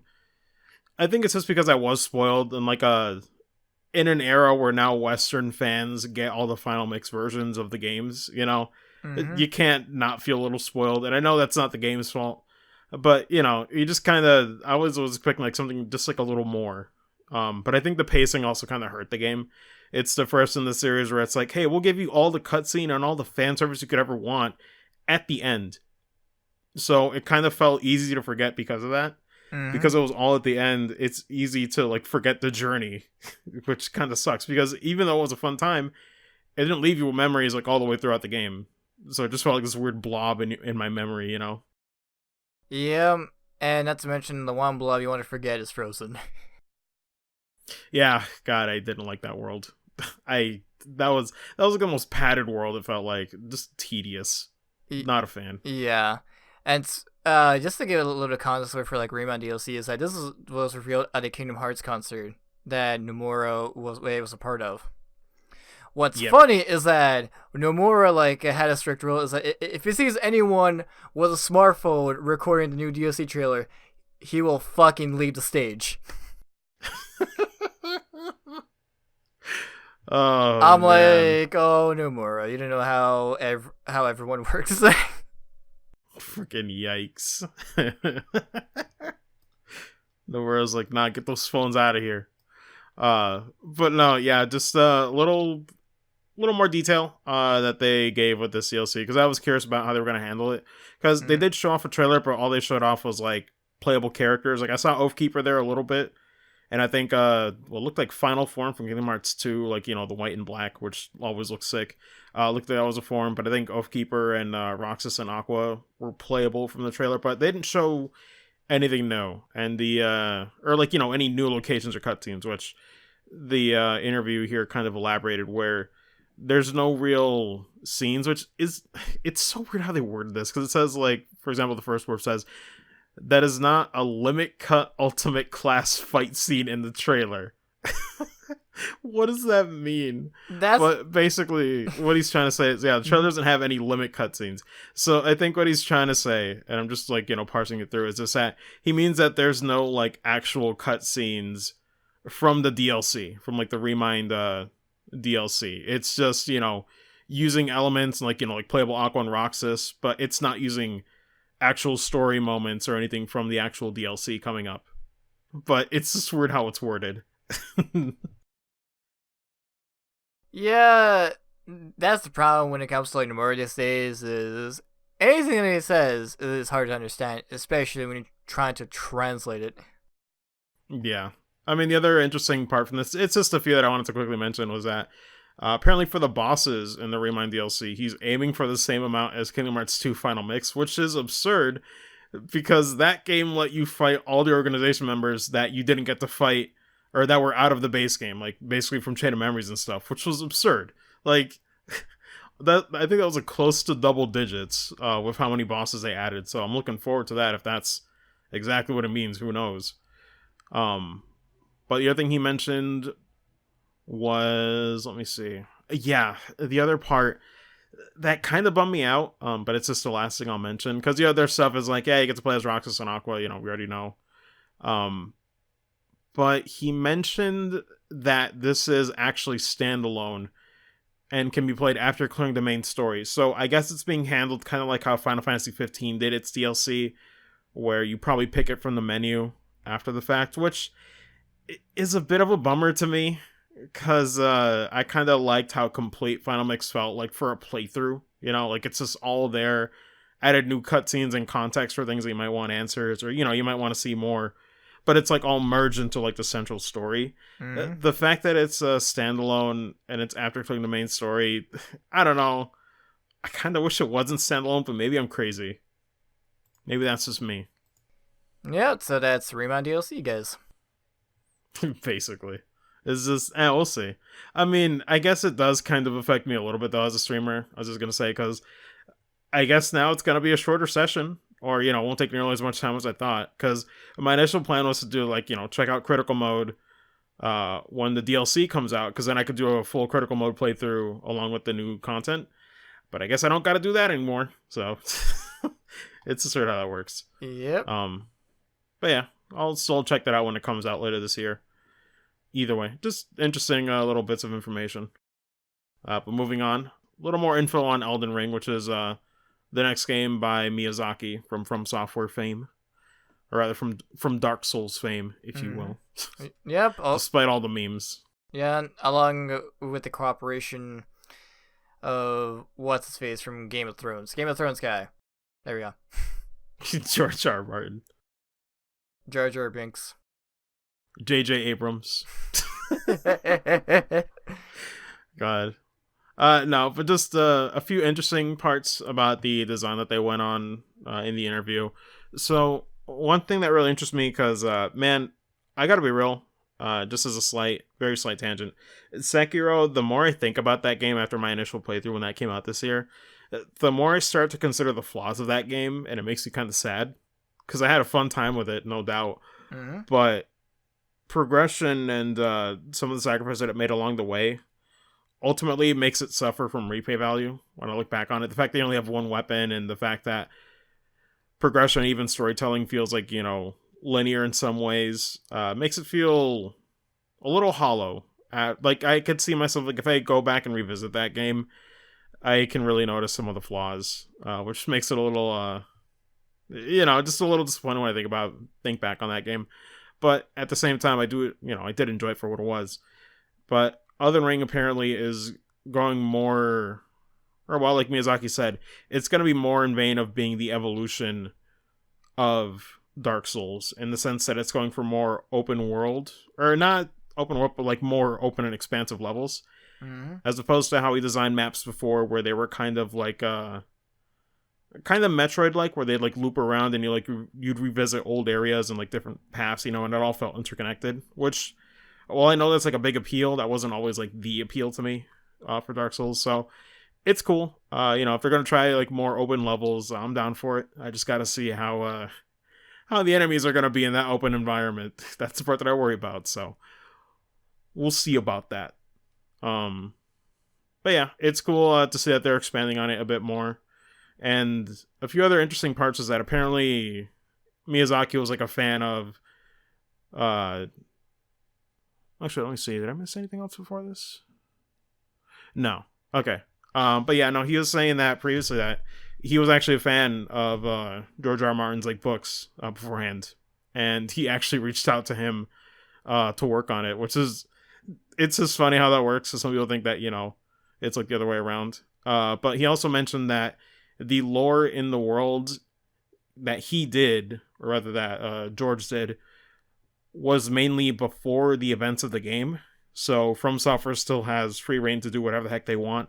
But he laid the groundwork basically for the world before the events in the actual game, which I thought was interesting, but it kind of means that it's a bit more hands off than I thought it would be with them collaborating. Mm-hmm. So that's fine, but that's still cool. I'm just looking forward to it. Just gonna see how it works, but man, it's gonna be rough. They did also mention that there is no fixed main character, so Sekiro had a deliberate main character that you couldn't, wasn't like custom character. So if that means that it's gonna be custom creator, I hope they fix that thing, because honestly, after playing Code Vein, that's like the new standard for me. But we'll have to see. But yeah, just looking forward to that game. Just had a few bits of information there I thought were interesting. I definitely want to see how the game shapes up. Yep, should be pretty interesting. Like, I'm looking forward to see how this goes. Yeah. I'm like, I'll just follow any Miyazaki game, honestly. I love that man. But this is a bit of a weird one. Now, but I put it in because... Oh, sorry, you go ahead. Oh, no, go ahead. I was going to say is, time for some bananas. The most bananas the banana power is here. Truly. Nah, this one's a little strange, but I brought it up because it could lead to some interesting speculation or hopes leading up.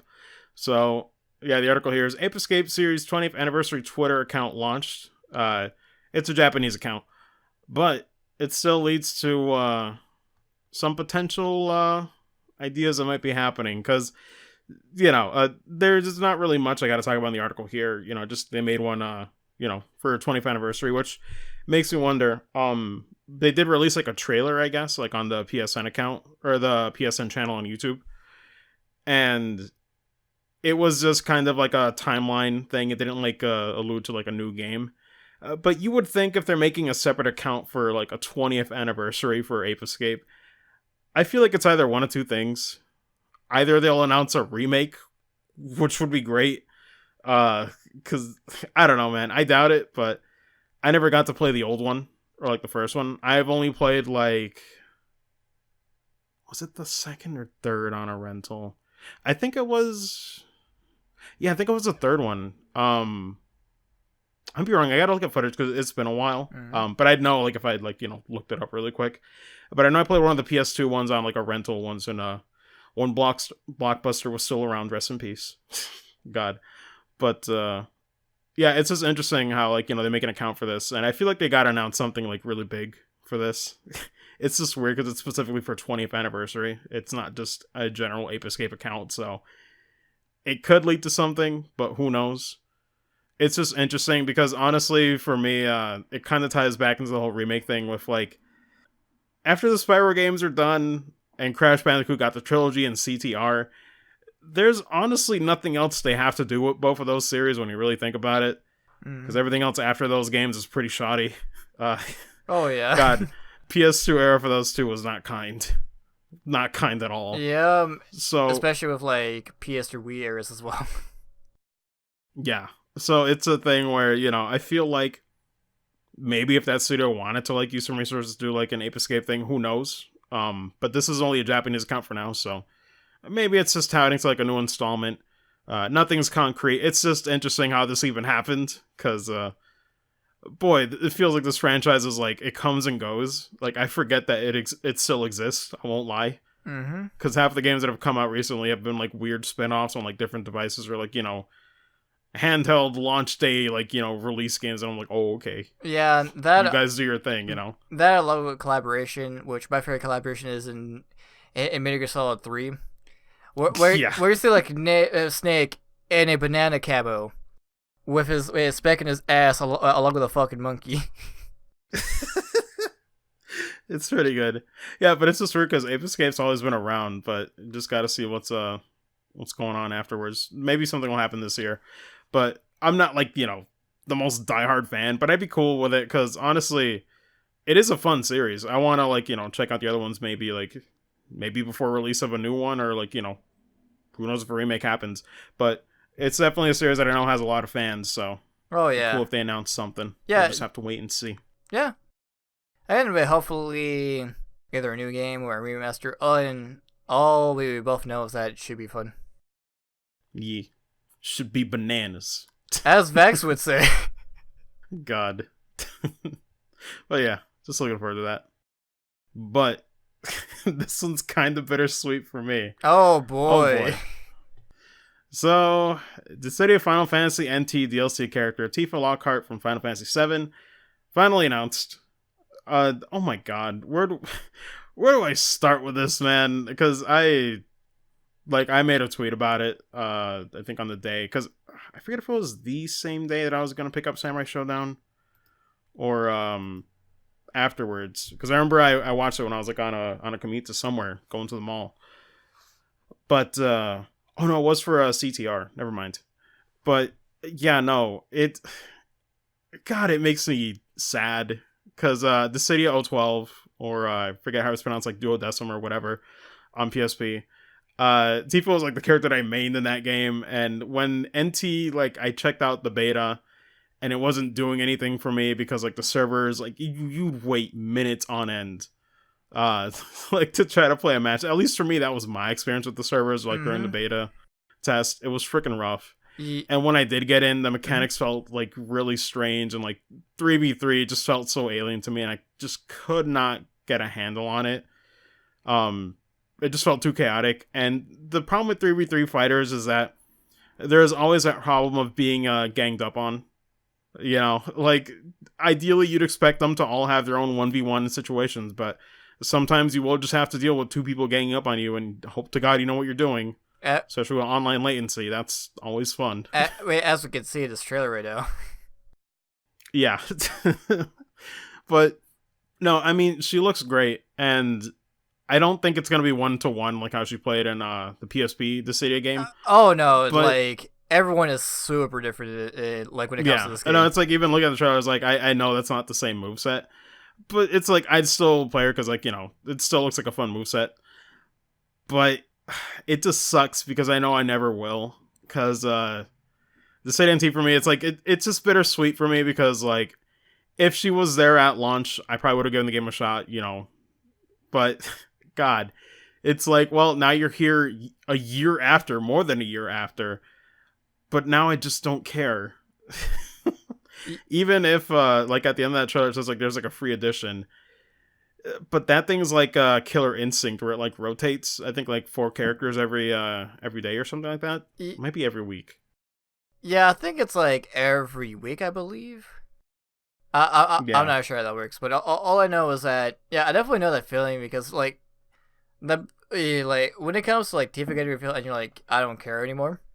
The problem is like it's the same thing for me, but with Locke, my favorite character from Final Fantasy VI, who made it into the Cydia finally.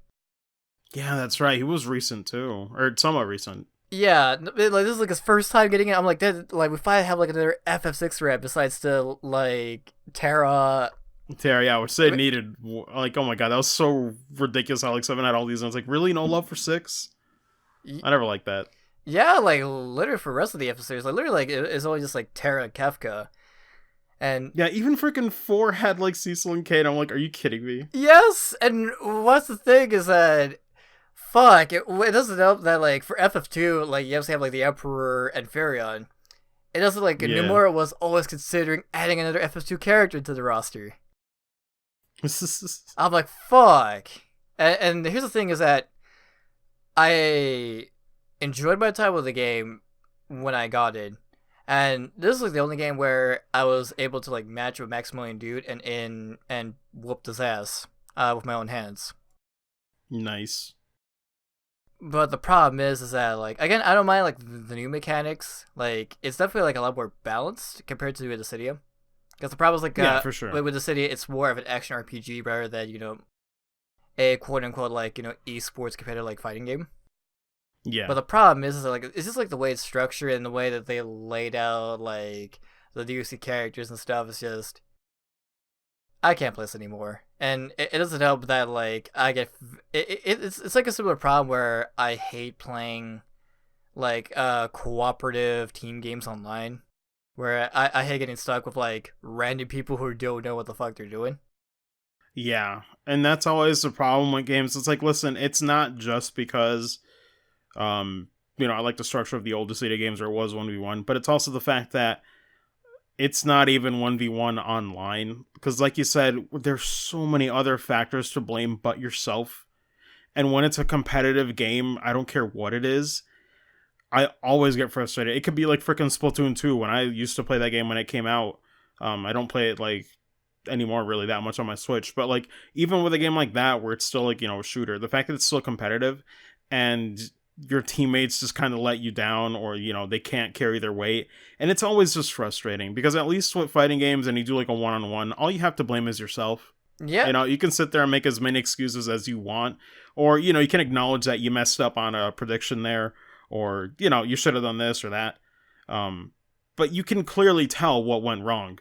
Yeah. When it comes to team-based or cooperative games, it gets frustrating because sometimes it might not even feel like it's your fault, and that leads to you getting ticked off at someone else when it's supposed to be cooperative, and it kind of defeats the purpose of it being, team-based, because you feel like you're really just trying to carry a freaking team. Yeah, it sucks. Like I prefer like where they have like optional cooperative mode. For example, like KF14, you have like party mode where obviously it's like a 3v3 game, but you still team up with like other players.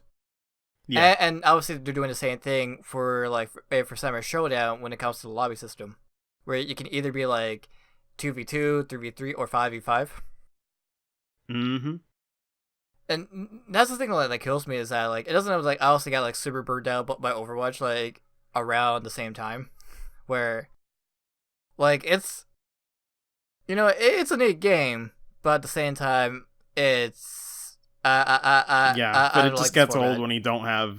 when you can't control everything. It just sucks because there's so many other things that could get in the way. Yeah, that's the reason why I no longer play like team shooters like that. Especially that's why I never touch MOBAs with a 10-foot pole. Yeah, it's just frustrating, and it's like even if like God, it sucks when like you're doing your part and then your team can't carry it, but it also feels bad when you're the one on that end, when you're the one that isn't keeping up as much, and you're just like, man, it just isn't fun because then you still feel like you're holding someone else back. Like it's Mm. still a shitty feeling either way. When you all win, it's great, but then it kind of feels like you just kind of curb stomped everything. So then almost you don't really feel like you did it on your own. There's not that like self satisfaction sometimes with games like these. Sometimes it might feel like you just got lucky, or it's like, wow, their team just fell apart, so I guess we're just gonna get an easy win. It's like it doesn't feel rewarding sometimes with some of Yeah, those matchups. It sucks. yeah. Again, like the only like rewarding things I ever felt in this game is whenever I had to like punish a cloud who constantly spams the fucking square button for their HP attack. God.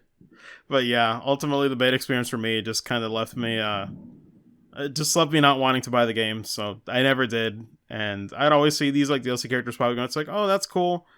Still no Tifa. Like still not the one that I mained in 012, so that really sucked. And I was still waiting like to see like, okay, eventually, and at a point I just stopped caring. And now she's here. And it's like, alright, cool. Yeah, Samurai Showdown is out. yeah, And I hate it because like it's just God, it's like waiting for the character you want for so long, and then it's just like, well, I've moved on already. Like there's so many other games like 2019. Like, do you honestly think I'm gonna go back to this and like buy the game? Because if I do free version, I'm not going to be able to play the character that I want, so it's pointless. I'd have to buy the game. But it's just like, no thanks. I'm just done. Yeah. Like, NT, like, the book is closed. It's been closed. Yeah. And that's... I peeked for a second, and it's closed again. Yeah. Again, same thing for me is that, like, my favorite dude also cosplayed as, like, Locke Cole from FF6. Like, I'm happy I got in, but at the same time, I was already done with the City NT. Yeah, it's a shame, because you can see, like, the effort that's being put into it, but it's just like, man. Yeah. At least in my opinion, it's like, what a waste. Yeah. And speaking of 3v3. Yeah. Oh, boy. I actually just noticed on the tab right there. Yeah, so this one is here just because, man, once again, they just can't catch a break. But yeah, speaking of 3v3s, One Punch Man, a hero nobody knows, announced for PS4, Xbox One, and PC. The first console game based on the One Punch Man manga. Oh boy. Oh. For any readers, or rather listeners, man, just take a guess what genre this anime adaptation video game is. Is it an RPG? Is it an arena fighter? 1v1 fighting game? Oh, you'd be right. 3D Arena Fighter is all you'll ever get. Yeah. God, I'm so tired of it. Every single like shonen anime that gets an adaptation is just arena fighter. That's all we can fucking do. Dude, and here's the thing is that, like, anytime I look at One Punch Man, I never look at to get a fighting game. I look at it to get either an action game by Platinum, or maybe an action RPG, Yeah. or hell, like, fucking just maybe some obscure MMO where you create your own hero or something like that. Yeah, or hell, I'm not even like the biggest fan of them, but it's like even a One Punch Man Muso game, considering Saitama, makes a lot of sense. Oh my fucking god, that would be so fucking perfect, dude. But yeah, it's just always these arena fighters with like shallow, like team-based mechanics. Which of course that's why you mentioned 3v3. But oh my god. Yeah, you go ahead. So let me get this out of the way. Let me just rip the band-aid. Is that, like, I know you guys like some One Punch Man. I like me some One Punch Man as well. And I know all of you might be thinking about getting this game, but here's the problem: is that, let me put the bad news right away. Is that this game, like, need to look. So who's developing this game? Maybe like the guys from doing the My Hero Academia game, or maybe some other developer. No. Instead, we got the same devs that did that very awful Shonen Jump game. Oh boy. Was it Jump Force? Yes. The same devs from Jump Force are making this fucking game. Leave now, people. Leave now. That game was a freaking joke. Dude. Oh my god. That game... Literally, that game looked awful, and it played awful in the... Oh, Jesus. I literally just, like, told my friend constantly, said, stay away from that game. Yeah, which, by the way, for buyers who actually need to know the developer, Spike Chunsoft, stay away from that shit. I've seen them do, like, a good handful of games, but not the arena fighter games. Get them out of there. Yeah. Gosh. And yeah, it drives me nuts because even if it's like an arena fighter, I've seen so many better games. Like, I'll be real, for as much jokes that we can talk about with the series, the Naruto Ultimate Ninja Storm games actually look pretty dope, because at least they're focused on like giving you the fan service and like the flashy action from the show, at least like looking as good as it can in 3D with that engine from CyberConnect 2. But I'm like, that's, if you're gonna do arena fighter, just at least let it be like that. At least like go deep into the fan service and make it look cinematic or flashy or something. Like, I'd sooner take a flashy, with no substance game rather than something that just looks like nothing. Because this just looks shallow. Like, it doesn't look like a One Punch Man game. It looks like One Punch Man fitting the mold of an arena fighter. It doesn't feel like it's made with the intention of it, being for the fans. God, it makes me sad. Yeah, no, same here. Like, I mean, the other arena fighters, like, I did enjoy. Pal, I mean, like, J-Star Victory versus. Despite, like, how jank and broken the game is, I still had a very good time. Hell, I even, like, enter a goddamn tournament for it. And I had the most epic final battle, which I had with Jonathan and Joseph Joestar, while the other guy had frickin' Kenshiro and Ro from Fist of North Star. Oh my god. Which it was the most manliest shonen battle I was able to be a part of. So, here's so watching the trailer right now. So here's the thing is that the game looks like a lot better compared to Jump Force. But sweet Jesus. Just look at this gameplay. You can tell they were like reusing shit from Jump Force. Yeah, it looks like, that's what I mean. It looks like it's fitting a mold. And I just hate it. It doesn't feel like it's made for this. Dude. Yeah, it's made for like an anime arena fighter, but not for One Punch Man. Yeah. I don't know. It just doesn't feel catered to. No, here's the thing is that it looks like an expansion or DLC for Jump Force right here. It's such a shame too, because I love One Punch Man. Personally, I love Mob Psycho a little bit more, but yeah, same. Yeah, over it's here. just it's a real shame. Man, it's just. I just want to, like, Dragon Ball FighterZ is like the exception, right? Where it's like everything, like, man, Dragon Ball Z is like, still a hugely popular anime, but then it finally got like a game with like the attention to detail that it deserves, Mm-hmm. And I was like, that's great, but it definitely didn't break that ceiling of like cheap anime licensed games. Oh my god, like. It'll just never go away. And I get it. They got to make it on the cheap, but it's just like, man, can't you give it to somebody who could, like, care or put in the time, Yeah. I know budget's the thing, but how you use it is also another factor entirely, god damn it. Yeah, like, I would have preferred it was either a Musou game or if they done, like a Dragon Ball Xenoverse game where you make your own hero and you always get, like, here, I think what my friend theorized when we theorized about, like, a One Punch Man game is that it should be like a Dragon Ball Xenoverse game style, where you make your own, OC hero. Yeah. Helping out, like, in this world, right? But the funniest thing is that no matter what you do, you always get overshadowed by Saitama no matter what. God, that'd be pretty good. Yeah, that'd be, like, the most hilarious game ever, dude. Like, just for the story you can see alone. You're like, oh. I mean, I'd be down for that. Yeah, literally. Anything but this right here. Yeah, it's just the second it's an arena fighter. Like, listen, I've seen so many people on Twitter just check out, myself included. Just don't care. Yeah, I mean, it sucks. Just give me like a licensed arena fighter that's based on Power Stone. Damn it. Now that would actually be kind of dope. Yeah. Oh man. But yeah, just sleeping on this one, but just had to bring it up because it's just another one in the unfortunate woes of just deserves so much better.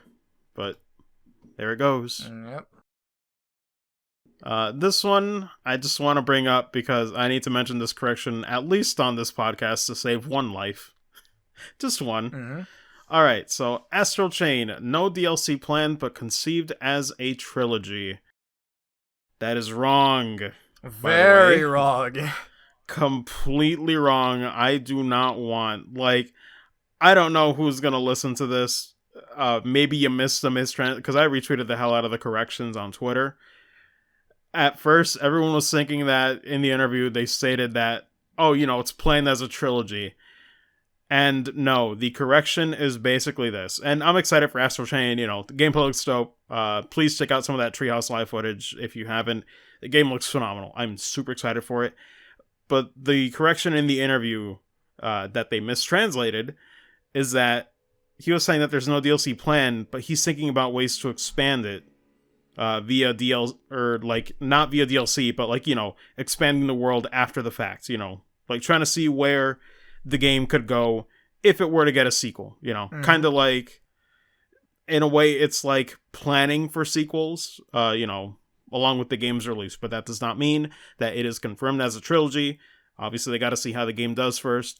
Do not expect anything else after Astral Chain. Just enjoy it for what it is. Oh my god, do not consider, like, the second I see someone do a review for this game and mention that it's, like, the first part of a trilogy, I'm gonna lose some freaking brain cells, dude. Yeah. Oh my god. Which made shouts for Buddy Roy, which he tweeted, like, the first thing, and then later being like, oh fuck. Wait, I forgot what I said. Here is the real news right here. Yeah. Because it just sucks to say. But yeah, I had to mention this. It's not like the biggest, news we got here, but just really quick, I had to mention it here just in case somebody didn't see the correction on that because I don't want people to be misinformed. But Mm-hmm. yeah, they're just planning on ways to, potentially make sequels if they get the opportunity. That's not even confirmed. They're just thinking on the future while, this game's coming out. As usual, like most game companies do that. Yeah. But yeah, that's basically that. So this one's kind of brief too, but I'll actually ask you if you have any previous experience with the series. But first of all, just mentioning the headline, Project Soccer Wars first gameplay, and essentially they showed this off, or rather they revealed like the first little bit of gameplay. It was kind of weird how they did it. I'd much rather have like a few trailers or something, but it was like a big live stream. Oh, That just had a lot of like bits and pieces, which yeah. I didn't get to see fully, but I saw some of it Yeah, I remember. here and there. Yeah, I remember like this happened when I was asleep. I sleep. Yeah, pretty much me too. I didn't watch it live. Yeah, because I was in Japan time. Yeah. Did you have any previous experience with the series? Because I've never played one, but I saw like the debut like announcement trailer of this, and I thought it looked cool, and I always heard good things about the Mm-hmm. series. So Well, here's what I will say is that I am aware of the series. I haven't touched the game. I do want to plan playing some of the series, especially um, which thankfully enough is that there's actually an English translation of the first game coming up later this summer. By the way, oh, is it fan made, right? yeah, there is a fan translation of the first game on the Sega Saturn that's coming out later this summer. I actually didn't know about that. Is there a? I mean, it'd be kind of bold to ask, but is there a release date on a fan translation? All they said, hey, you will be playing it at least late summer. Okay, that's fine. It's just like is it coming out this year? Fact, Yeah, all I know is that I've seen some screenshots and they're making very good progress with it. And what's more amazing is that the dude that's like translated it, he was able to run his translation on actual Sega Saturn hardware. God, that is nuts. Yeah, which should be like a good way for both of us to play. And I do know Although, hmm? well, hold on. Is the Sega Saturn still a nightmare to emulate, or did they finally crack the code on that? Oh no, here's the thing is that when it comes to a game like Sakura Wars, right? It's no problem to emulate. Okay, it's just a game by game basis sort of deal. Yeah, it just depends on the game. I do, Okay. yeah, I do know it's doable these days. Obviously, it's not completely perfect, but it's doable. Yeah. So, like I said, I'm planning to check that out and maybe check out the first game that ever came out over here, for the Wii, like So Long My Love. Yeah, I remember I tried looking for that last year when I was checking like the vendors for the local convention that I mentioned earlier.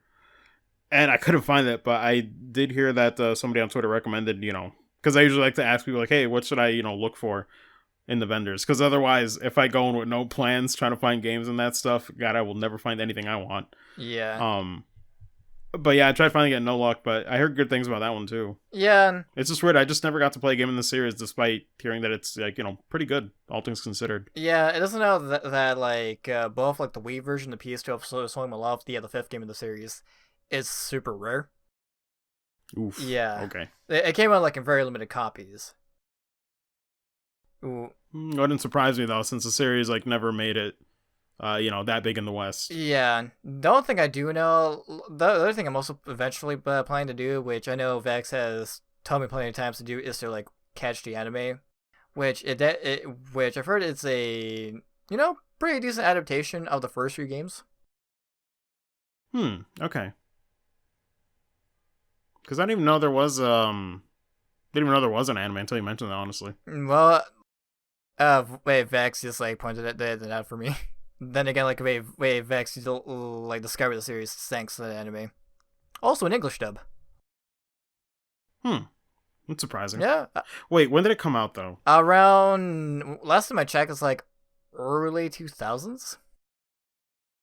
Okay, might be in the potentially questionable quality English dub, but we'll see. Well, I mean, like we can always do like a Sakura War Night for the anime when we get time. so Maybe. so back to the actual news is that like we have like a new Sakura Wars coming out, and they did like as I mentioned before a big ass stream while I was sleeping. Yeah. Yeah, I didn't get to granted I won't like, mention too much. It'll just be actually brief because I didn't get to see the whole stream. But they just showed off a bit of the gameplay. Environments look really nice. Kubo's art style, which is like, the guy who did like Bleach and everything. Uh I like it, but I know some people don't like it as much. I know it's like, almost like you mentioned before. It's hit or miss. Some people like that art style and some don't. Yeah, and it's mostly because like the artist has been doing like the art for the previous games. Did the art for the Tale series. Yeah, and I totally get that because I could see the similarities too whenever I looked at footage or anything promotional art from those games. Mm-hmm. Which I'm like, that's fair. But to me, it's like, good art style versus a good art style to me. So I'm like, I'll take it. But yeah, they just showed off a little bit. The only thing that kind of makes me laugh a little bit was let me see what was the description for it. Yeah, so apparently, I guess they call it the lip system, which I love when Japanese devs like. Oh my god! Kind of use their own proprietary thing for like certain mechanics. It's like my favorite shit. Dude, you know what this shit reminds me of? It's like when Yu Suzuki tried to describe like what genre Shenmue is. He described a new genre called free, fully reactive eyes entertainment. Yeah. My god. It's hilarious. No, it's basically it's like a dialogue, system, right? It's something crazy. Yeah, but they call it the lip system, which is the live and interactive picture system. Which is funny on its own. But the part that got me really interested was that, of course, there's like different dialogue for like characters, and they'll react on the choices that you make. But I found it really funny here later on in the article, where apparently, depending on how you press the left analog stick towards an option, the line will be the same, but the response will be different, or how it comes out. Which I don't understand what they mean by that. Like, I'm imagining, like, okay, what if it's a scenario where, like, I lightly move the stick to the left and, like, my character will make it sound almost like a whisper, like, in a really soft way, versus, like, if you flick it to the left and he'll be, like, yelling it at the person. Yeah. Oh my god. Yeah. I've never seen this. That's what I'm thinking about. Like, this is actually a very unique take on the dialogue wheel. It doesn't help that the dialogue wheel in this game is very similar in Judgment. Well, like when I recently streamed it while I was waiting for Samurai Showdown. But just hearing like the extra stuff in this dialogue wheel is gonna be hilarious. Like, imagine like playing this game, you literally have like no info. Like I'm gonna laugh if they did not tell you about that small part of the strength when you push analog stick for your. That's just. I mean, apparently D-pad has an option, so maybe it's not as like mandatory as they get out to be. But my god, that'd be hilarious because I'm like, wow, nothing causes instant anxiety than knowing I got to tiptoe to get the response I want. Oh my god, you know what? That's gonna be like really good reactions, like when both of us like stream this game. God, that's hilarious. But yeah, no, just it was cool. They showed off a lot of gameplay, but I definitely can't break down everything. It's just, check out the stream if you're curious, I guess. I'll be sure to link all these articles down below. Yeah, and the only notable thing I will point out, if you can scroll up way to the top if you can, is that yeah. Yeah, let me know. Let's see. Not her. Ah, right here. Stop right here. So yes, I know this was a big deal. Yeah, so the biggest deal that everyone was like friggin' the fuck out is that we have like a return of Sumire Kanzaki, who is a character from the previous games. And the reason why it's a big deal because like people thought that this is gonna be like a very completely like in a different game, different universe or something like that, or maybe like this character like might have like died or on the way from the previous games. I don't know, there was like many crazy theories that like Vex told me.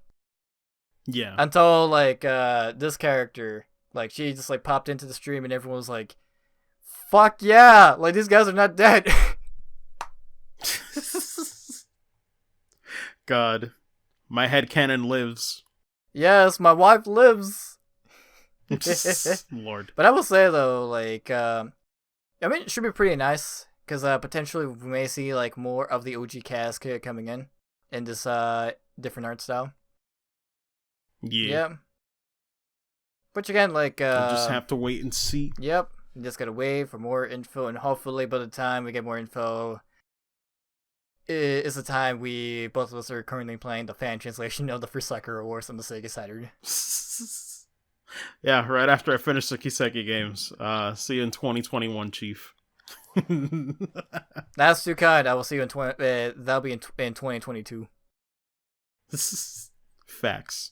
Nah. But, you know, well, I'll get to it when I get to it. But it definitely was a thing where, like, when I saw the reveal trailer for this, I was immediately curious. So hopefully I can get into it. Mm-hmm. But we'll see. But moving on from that, unless you had anything else. Nope, that's everything. And I do know the next one. The stage is always yours, buddy, because I got nothing to say for this particular news article. Oh, no, it's not this one yet. But I guess the stage still is mine. Anything Pokemon is mine, I guess. Okay, I can say something about this. Okay, there's nothing too incredibly major.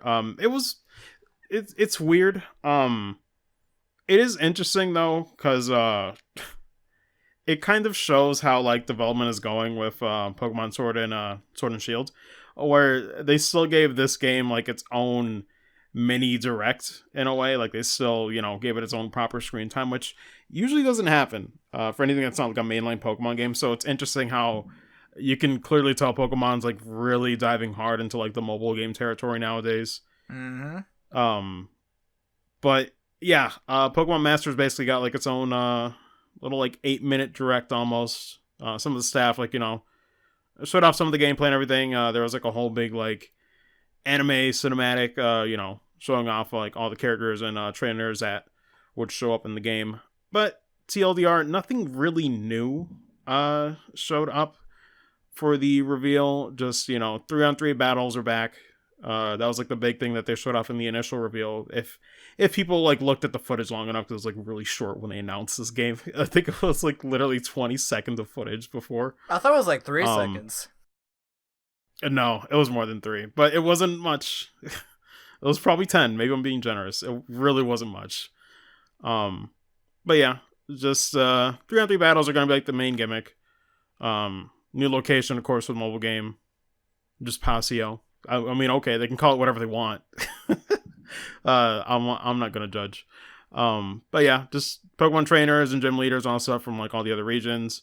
But they do come with their own pair of Pokemon, so I guess that's how they're gonna get you with the gacha mechanics. You either want trainer or you want the Pokemon, I guess. Either what? I don't know if they come separately or if it's like they come in like a set. But yeah, I guess it's just gonna be a thing where it's like, pick your waifu and or husbando. Yep. Pray for the gacha gods. Yeah, better pray to get Brock or better pray to get Cynthia.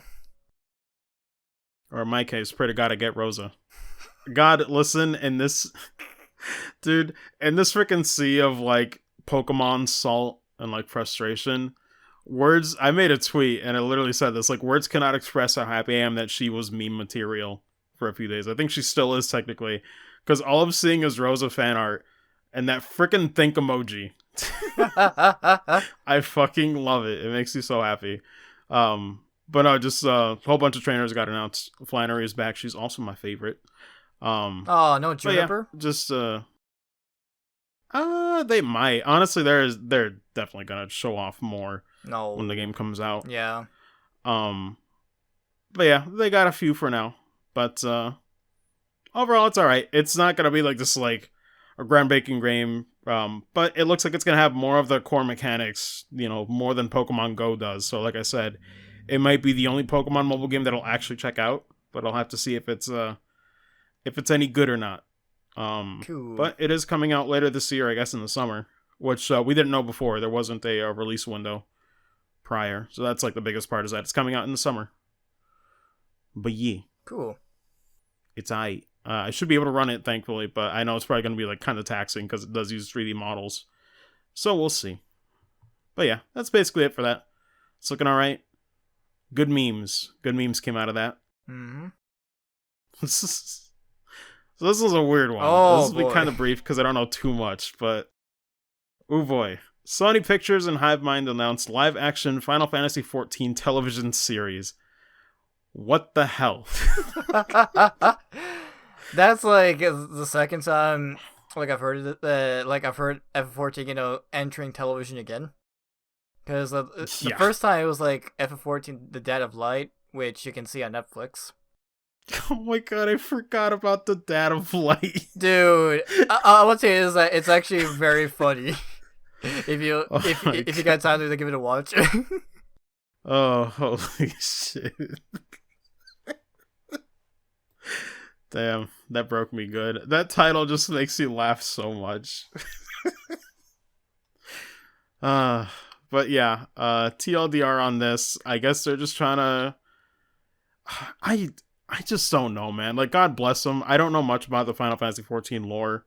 I know it's connected to some of the other games, like Tactics, and I think even Final Fantasy 12, I believe. Yeah. I know it's connected to some of the other games. Yeah, it's pretty much like a melting pot of a bunch of things, and soon to be with the NieR lore as well. Oh, God, you're right. Freaking Yoko Taro's got his hands in on it too. But listen, that's why I worry about this, because it's like, man, there's no way this is not going to be a disappointment, despite me not knowing like the story of 14. Apparently it's an original story, so I don't need to know that. But there's like so many races and so many little things. How are you going to handle jobs in the like? Oh my god, there's so many friggin' things. There's so much that they would have to do. Yeah, because I just don't know. I'm not 100% even like. This is gonna. I feel like this has to be a trash fire because I can't imagine them being so faithful. Yeah, this is the thing is that this can be anything. It can go any way.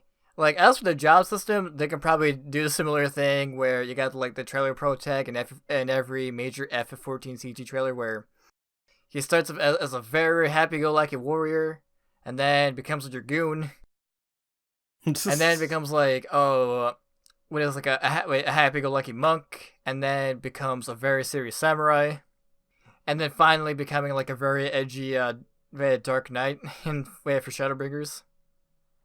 Yeah. I got nothing much to say besides this might be okay, but we'll see.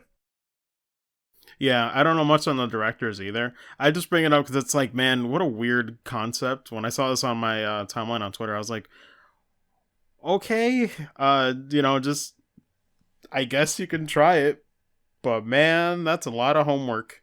Yeah. If they want to get it right, they really gotta. God, because it's such an established world that I'm like, you better get it right. Yeah, I could definitely see it as a series where like I'll probably will like rabbit the series with like Shurion, just to see how that goes. Yeah, we'll see. But this one's basically for me.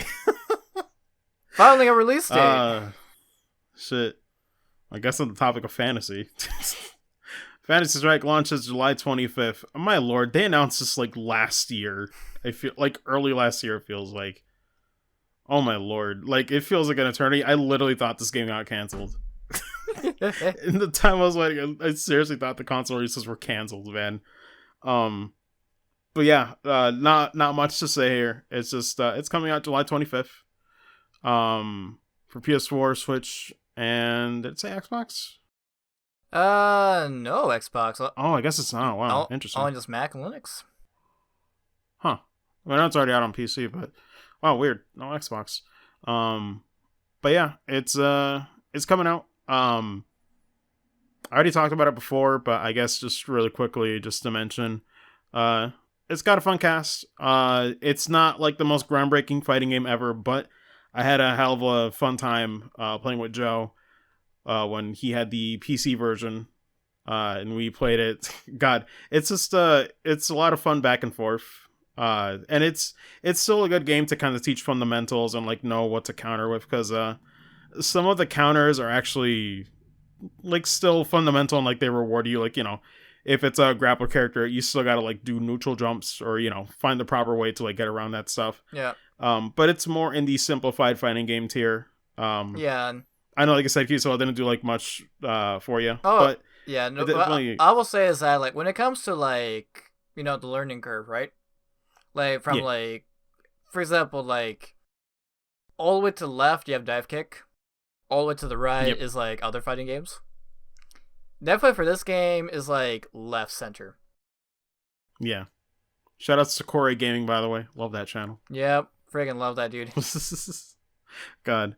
Um, but no, it's a very fun game. It's very good for a pick up and play. And if you just wanna learn how to counter stuff or learn some fundamentals, it can still apply it to some other fighting games as well. But it's just a fun time. Colorful cast. Music is pretty good too. Yep. But definitely just good for beginners. Good fighting game for that. Yep. But yeah, that's basically it. Everything else they just like lists if you've never heard of the game, but it's got online, quick match, survival modes, all that stuff. It's got the works. Mm-hmm. It's a good time. Yeah, and the cool thing I like how they mentioned is that you can even play this game with a Guitar Hero controller. God. I'm like, sure, why not? But can you play with the DK bongos? That's the real question. Shout out to like an initial T. I kind of kept playing Guilty Gear Way Rev 2 with a goddamn steering wheel. God. What a freaking legend. Alright, so what's next? I guess next one is also for me. Crash Team Racing! I swear I didn't plan it. Nah, but briefly mentioned it earlier on in the week, but just super quick. Like I said, it's already happening. Just funny how it got timed. But yeah, Crash Team Racing Nitro Fueled, first major update launches July 3rd. It's really cool to just see that, despite me feeling like the game was like complete and it's got so much stuff to do, because I saw him finish the adventure mode, like, God, it's got even like new tracks they might as well be new to me because I never played Nitro Kart.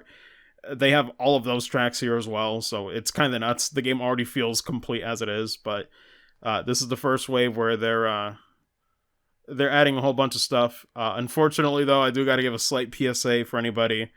There is a save data corruption issue only on the PS4. Long story short of it, it's tied to the time trial races, and it's tied to the PS4 exclusive track. It's basically like a retro, like low poly version of like another track in the game. Which is kind of funny for like an exclusive. It's like, whatever. Just a little like reskin. But yeah, I guess it's tied to that in some way, unfortunately. So I guess TLDR for the warning, just stay away from time trial races for now if you're a PS4 owner, like I am. I'm not touching that for a while, just to make sure that glitch doesn't happen. But they're working on that. They're giving away some currency you can use on the pit stop for unlockables as a compensation. Mm-hmm. For everybody, really. But yeah, the main thing was just that it's the first Grand Prix event that's happening, which just went live like tonight. You can unlock some new characters. Like I know Tana from like Crash 1, you can unlock her, as well as some of the I don't even know I forget what the official name for them is, but like the freaking trophy girls from like CTR. Yeah. They don't show up in the actual game, but now they show up as like playable characters in Nitro Fueled, which is kind of cool. That is hilarious. Yeah. So you can unlock those too. The way it works is it's kind of I don't even know how you call it. I guess it's kind of like a sort of like a stretch goal or like a small like meter that you got to build up to, like for bronze, silver tier, and like gold rewards. As you keep playing the game and doing online and gaining points, you just unlock that stuff, and you just get free stuff for playing the game. Honestly, the only thing is that some of them might not show up for a while. In a way, it's kind of like a mobile game event in a weird way. Yeah, I was gonna say like this is like a very similar thing when like when Langrisser Mobile launched, where you have like this like certain event you can do, which you have to have like these goals. And I would say like when you get like this certain amount of like points, like I believe like the last reward you can get was an instant free SSR rate based SSR character. Yeah. Which the one nice thing about this, the only character that might go away for a while and come back like maybe in like the pit stop or something later on is Tana. She's like a bronze reward, so you'll get her like almost right away for participating in the Grand Prix. So thankfully they're not, keeping the exclusive, like all the way at the end, because I'm like, oh my god, that'd be kind of cruel. So I got nice about that. New carts, new skins for characters and all stuff. It's just a whole bunch of fun unlockables and all that jazz. Along with a new track added for the Grand Prix event, which will be there to stay. So that's nice. You get a new track already. That's like more, more stuff you could play already, but then you get to unlock more stuff for just enjoying the game. So it's really cool.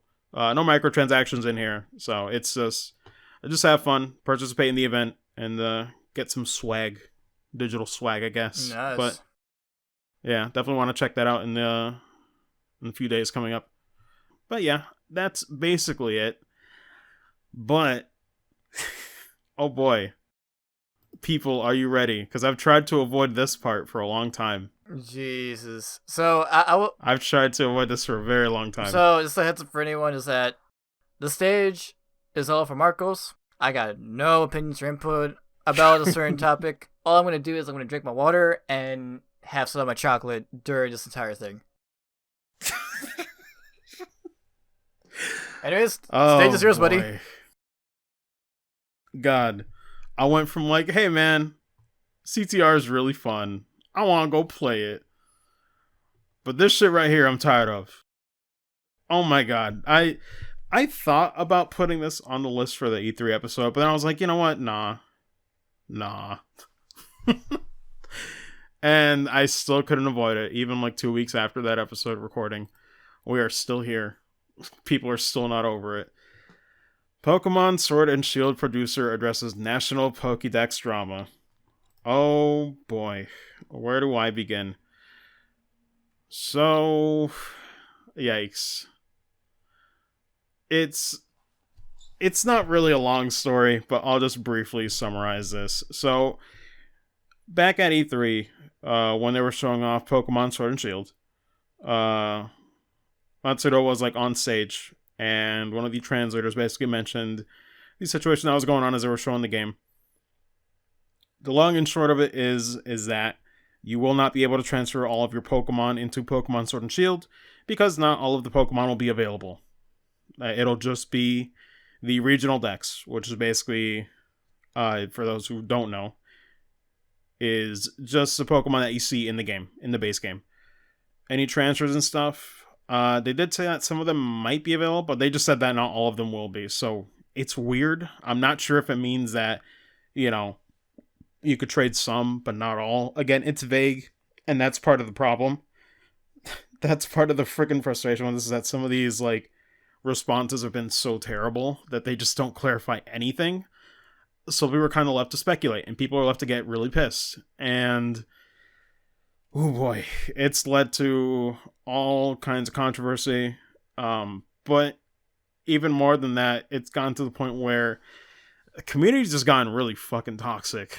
I've gotten so tired of it. But before that, I just gotta say, look, from my perspective, I understand that not being able to bring over all your Pokemon sucks, and I understand how that could be a way that people like to enjoy playing the game, or like they like establishing a bond with this like one team member that they had in like this one game, and they like they use them in like every game leading forward to to kind of keep that tradition. And I get that. I understand the appeal of being able to transfer your Pokemon, and even as a casual player, I know for competitive that's obvious, but I don't know, man. I usually play the games casually and like start fresh anyway. So for me personally, I'm not affected whatsoever by this stuff. But I mean, it's a thing where it's like, for me, it doesn't matter, but I can understand the frustration. I think they kind of messed up with doing it like this. But the thing that gets worse about the statement that it mentioned is that they also said that in the future games too, they might not also be available.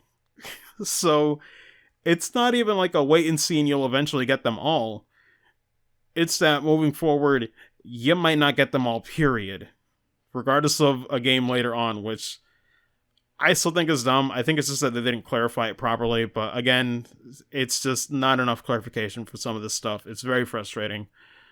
For For other people. For me, it's fine. I'm probably still going to get the game and like mess with it. I know my sister for sure is. There's just some people that just, it's not a big deal. But this is the only thing that people have been talking about for freaking weeks. Man, nobody shuts up about it. Nobody can get over it.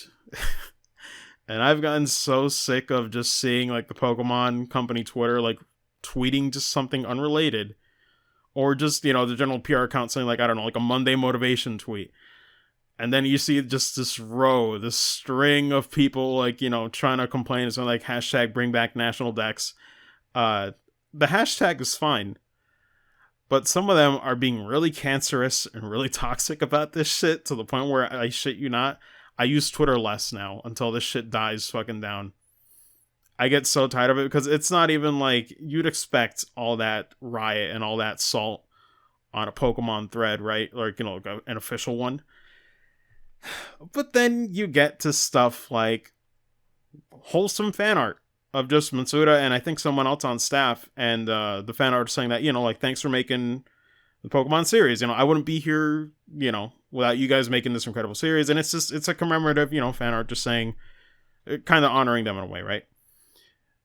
And then you still see the same cancer, and people are calling out the fan artist as this toxic sheep, or like, you know, this mindless sheep that'll just like buy anything that the company comes out with, and that you shouldn't be accepting mediocrity. It's all this other bullshit comments that are unrelated to just putting up fan art. And they're just making claims about this fan artist, like saying that they just don't care for quality and all this other shit. And it's like, they just did fan art and posted it. That's all they did. I don't know why they gotta bring their toxic shit into something that's like completely innocent and should not be deserving any of this hate. But it gets even worse, because then even Matsuda's like official account, I shit you not, he literally made a post just congratulating somebody on their wedding rather. And once again, the same bullshit. Once again, calling Matsuda out on quote unquote being lazy or not putting this shit back in the game. And I'm like, this man's literally just congratulating a freaking wedding. Like, can you not put your shit aside for one fucking day? For one fucking tweet the guy makes? It's like, literally, it's at the point where if this guy breathes, he's gonna get a fucking shitstorm. Like, it's so terrible. And the part that I can't stand is that normally, when this shit happens, it's just because the company isn't listening or not responding, right? It's to get acknowledgement. It's because it feels like you're being ignored, so you're gonna riot and you're gonna put up a storm so that they have to notice and that they can't avoid it. Hey, guess what? They finally responded. You know? They finally gave you what you wanted, right? So I'm just going to read it verbatim. Or most of it, you know. The long and short of it is that I'll just read the last two paragraphs. You know, basically saying like, first one's basically just like, you know, thanks for all the passion and like, you know, being so you know, being fans of the Pokemon series in general. But then basically says, just like all of you, we're passionate about Pokemon. Each and every one of them is very important to us. After so many years of developing the Pokemon video games, this was a very difficult decision for me. I'd like to make one thing clear: even if a specific Pokemon is not available in Pokemon Sword and Pokemon Shield, that does not mean it will not appear in future games. While the Pokemon continues to evolve, Galar Region offers new Pokemon to encounter, trainers to battle, ventures to embark on. We're pouring our hearts into these games, and we hope you look forward to this, or rather joining us on this new journey. That was on June 28th. But listen, that's basically the reply from Matsuda himself. Oh my lord. The reply isn't great. Like, let's get that out of the way. The reply is not great. It's very much a non-reply. Just saying, hey, we know you guys don't like that National Dex isn't here, but we're not budging. It doesn't mean that the future they won't be there. You know, they're kind of trying to cover their ass a little bit. You know, I won't lie. But yeah, then they're basically like, you know, cutting off and saying like, hey man, but it's still, the Galar region has like tons of new things to see and like stuff to do, you know, and also there's stuff trying to sell the game again. But the point that I'm trying to make here is that they got a response after all the threads and all the mentions and the hashtag and all this other movement shit. They finally got a reply. It sucked, but you got a reply. You got acknowledgement from the staff that's making the game, but you got the answer that they're not budging, basically, is what that statement is saying, right? And yet, here we are, several days after that reply, and people are still being toxic as shit, still forcing this movement like it's going to change anything. And this is where I just give up. Because this is where I don't understand this community anymore. Because like I said, the reason you'd have this movement is if you want a reply from the official staff. Now that you've gotten that, you're still going to do this. Why? You're still going to attack other people in your own community. For what reason? Why do you keep doing this? Why don't you just give up or move on? And the thing that I can't stand is that I'm not saying you gotta accept it, but I'm also saying you don't gotta buy the game. Because all you're doing is making other people that are unrelated to this shit want to leave fucking Twitter. I've seen artists or people like I've seen other people that I followed not even want to talk about Pokemon because they know that they're going to get some fucking controversy over nothing. You know, I've never been able to state my stance on this shit because I don't want to deal with it. It sucks. It's so stupid because it's like, why can't you just say that either you don't care or you do? Just leave it at that. But it's like, no, it's going to be a freaking shit show no matter what. And this will never lie down. Like, this will never die down until release. I just want it to come out so it can just stop. This is incredibly stupid because they're still going on when they got what they wanted. They got the response. And yet, the thing that still gets me is that half of these people, let's be fucking real here, half of these people are still going to buy the game. They're still going to fucking buy it, and they're not going to change a damn thing. Like, do you really think they're going to add the national decks, like, months before release? It's coming out this year. It's not going to budge. Pokemon's a freaking empire. Like, they gotta like, cross-promote with, like, the freaking anime, the trading cards, all this other stuff that they got going on. That game will not get delayed. If it does, everything else will have to get delayed, and I don't think they're ever going to do that. I can't think of a time when a game in the series has ever gotten delayed. But I'm like, good luck. If it happens, cool. I'll be impressed. But, like, this fucking toxic shit has just got me so tired that I don't even care. Like, I feel like most of this community, oh, wait, how could I forget too, before we did the recording for this, I saw reports of somebody literally making a fake account to report false claims from Matsuda. And I'm talking about, like, some vile shit that I won't mention, like, on the podcast. But, like, actual, like, harassment accusations on, like, a freaking twit longer. Just making a fake account with, like, 9 followers for this fucking movement after the fact. I'm like, are you kidding me? Like, we're really doing this shit? Like, I don't know, man. This shit gets a bit nuts. Like, at this point, this community is showing colors that I never thought were there. And it's really disappointing to see, but also just frustrating. I'm just tired of seeing it, honestly. It's just dumb. And I hate having to go on, like, a fucking rant like this, but holy shit, I've never seen it be this bad. But yeah, a long story short, it's gonna come out. Instead of harassing other people or fellow fans of this series, they need to just fucking either buy the game or don't. Because at this point, you already got a reply. There's no point in being this toxic and this terrible for this movement that isn't going to change anything. You either buy it or don't. Pay, or either vote with your wallet is a saying that's been used for years. This is where it's going to be put up or shut up when release date comes. But otherwise, I guess we're just going to have to deal with 4 months actually no, more than 4 months of this shit. So, I guess Pokemon's dead for a few months. I'm not going to mention it. God. Unless Pokemon Masters comes out and it gets people, like, excited for that again. But my lord. That's basically it. Rant over, I guess. Fuck the community, though. How's that water, though? Oh, yeah. The water is very nice. And... dude, I love you some Reese, like, chocolate bars. Like, instead of, like, the cows, whatever they do, like, at those chocolate bars, it's pretty kick-ass. Are they the standard flavor, the white chocolate ones, or? Oh, no, it's the, like, it's whatever they turn them into, they turn them into bars. Like, actual chocolate bars. Oh, I don't think I've... Have I had one of those? No. I'm thinking of that weird time. Do you remember when M&M's had like chocolate bars? Oh yeah, and they surprisingly they brought them back recently. I didn't know that. Yep, Hmm. and different variety of flavors. So yeah, that GG. was your rent from Marcos, and good thing I'm not part of the Pokemon fandom these days. Well, dude, that's the thing that drives me nuts. I'm not even a part of the community, and yet I still gotta see this shit on Twitter. I'm getting sick of it. Like, seriously.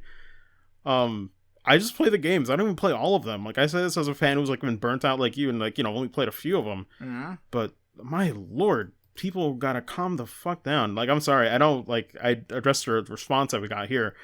But I know most of this is like a reply for stuff that might not even matter come release date. But the current state of this stuff, like if it's supposed to be a freaking time capsule, people need to know how bullshit this community was. Like leading up to release. It's been the worst I've ever seen. I've never seen it be this bad for a game before release in the Pokemon community. Yep. But it'd be like that. Big yikes, dog. Yep. Right. But yeah, moving on. Hey, let's go from a questionable release of a JRPG to a good series that I love a lot, and I hope to love a lot in the next few months. Oh no, and I know about a few of these characters. It's time for a cleanser. Mm-hmm. A nice palate cleanser. Yeah. Shit that I'm excited about and everyone else can get on board. So Falcom shares, well, people who know about the series, or the company in general. Falcom shares first screenshots of the next Trails game, teases PS4 ports of previous titles. But yeah, they had I guess an article in one of the magazines. I think it was like the official PlayStation. Oh no, actually what happened was that they actually had a 15th anniversary live stream for the Trail series.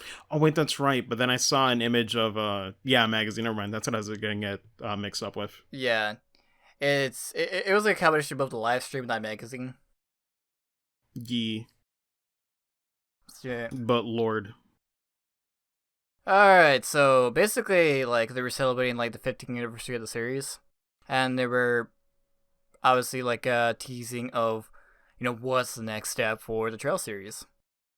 So, the first thing that they showed is they showed, like, a few characters that we see in the first shot right there. Yep. Yeah.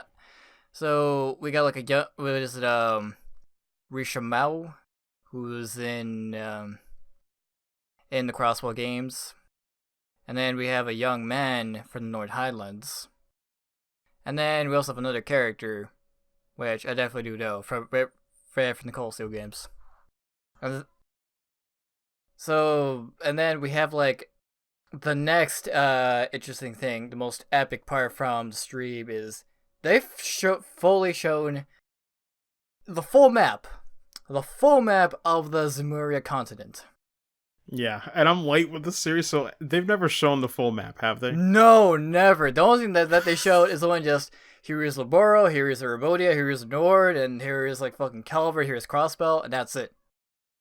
I'm like, dude, I made a tweet when this image first came around, and I was like, I've never been more excited for a map in fucking years. Dude! And it doesn't even show half of it. And, like, literally seeing, like, at least from my perspective, the fact that I've only done fucking Liberl, and it's this tiny fucking speck on the fucking bottom.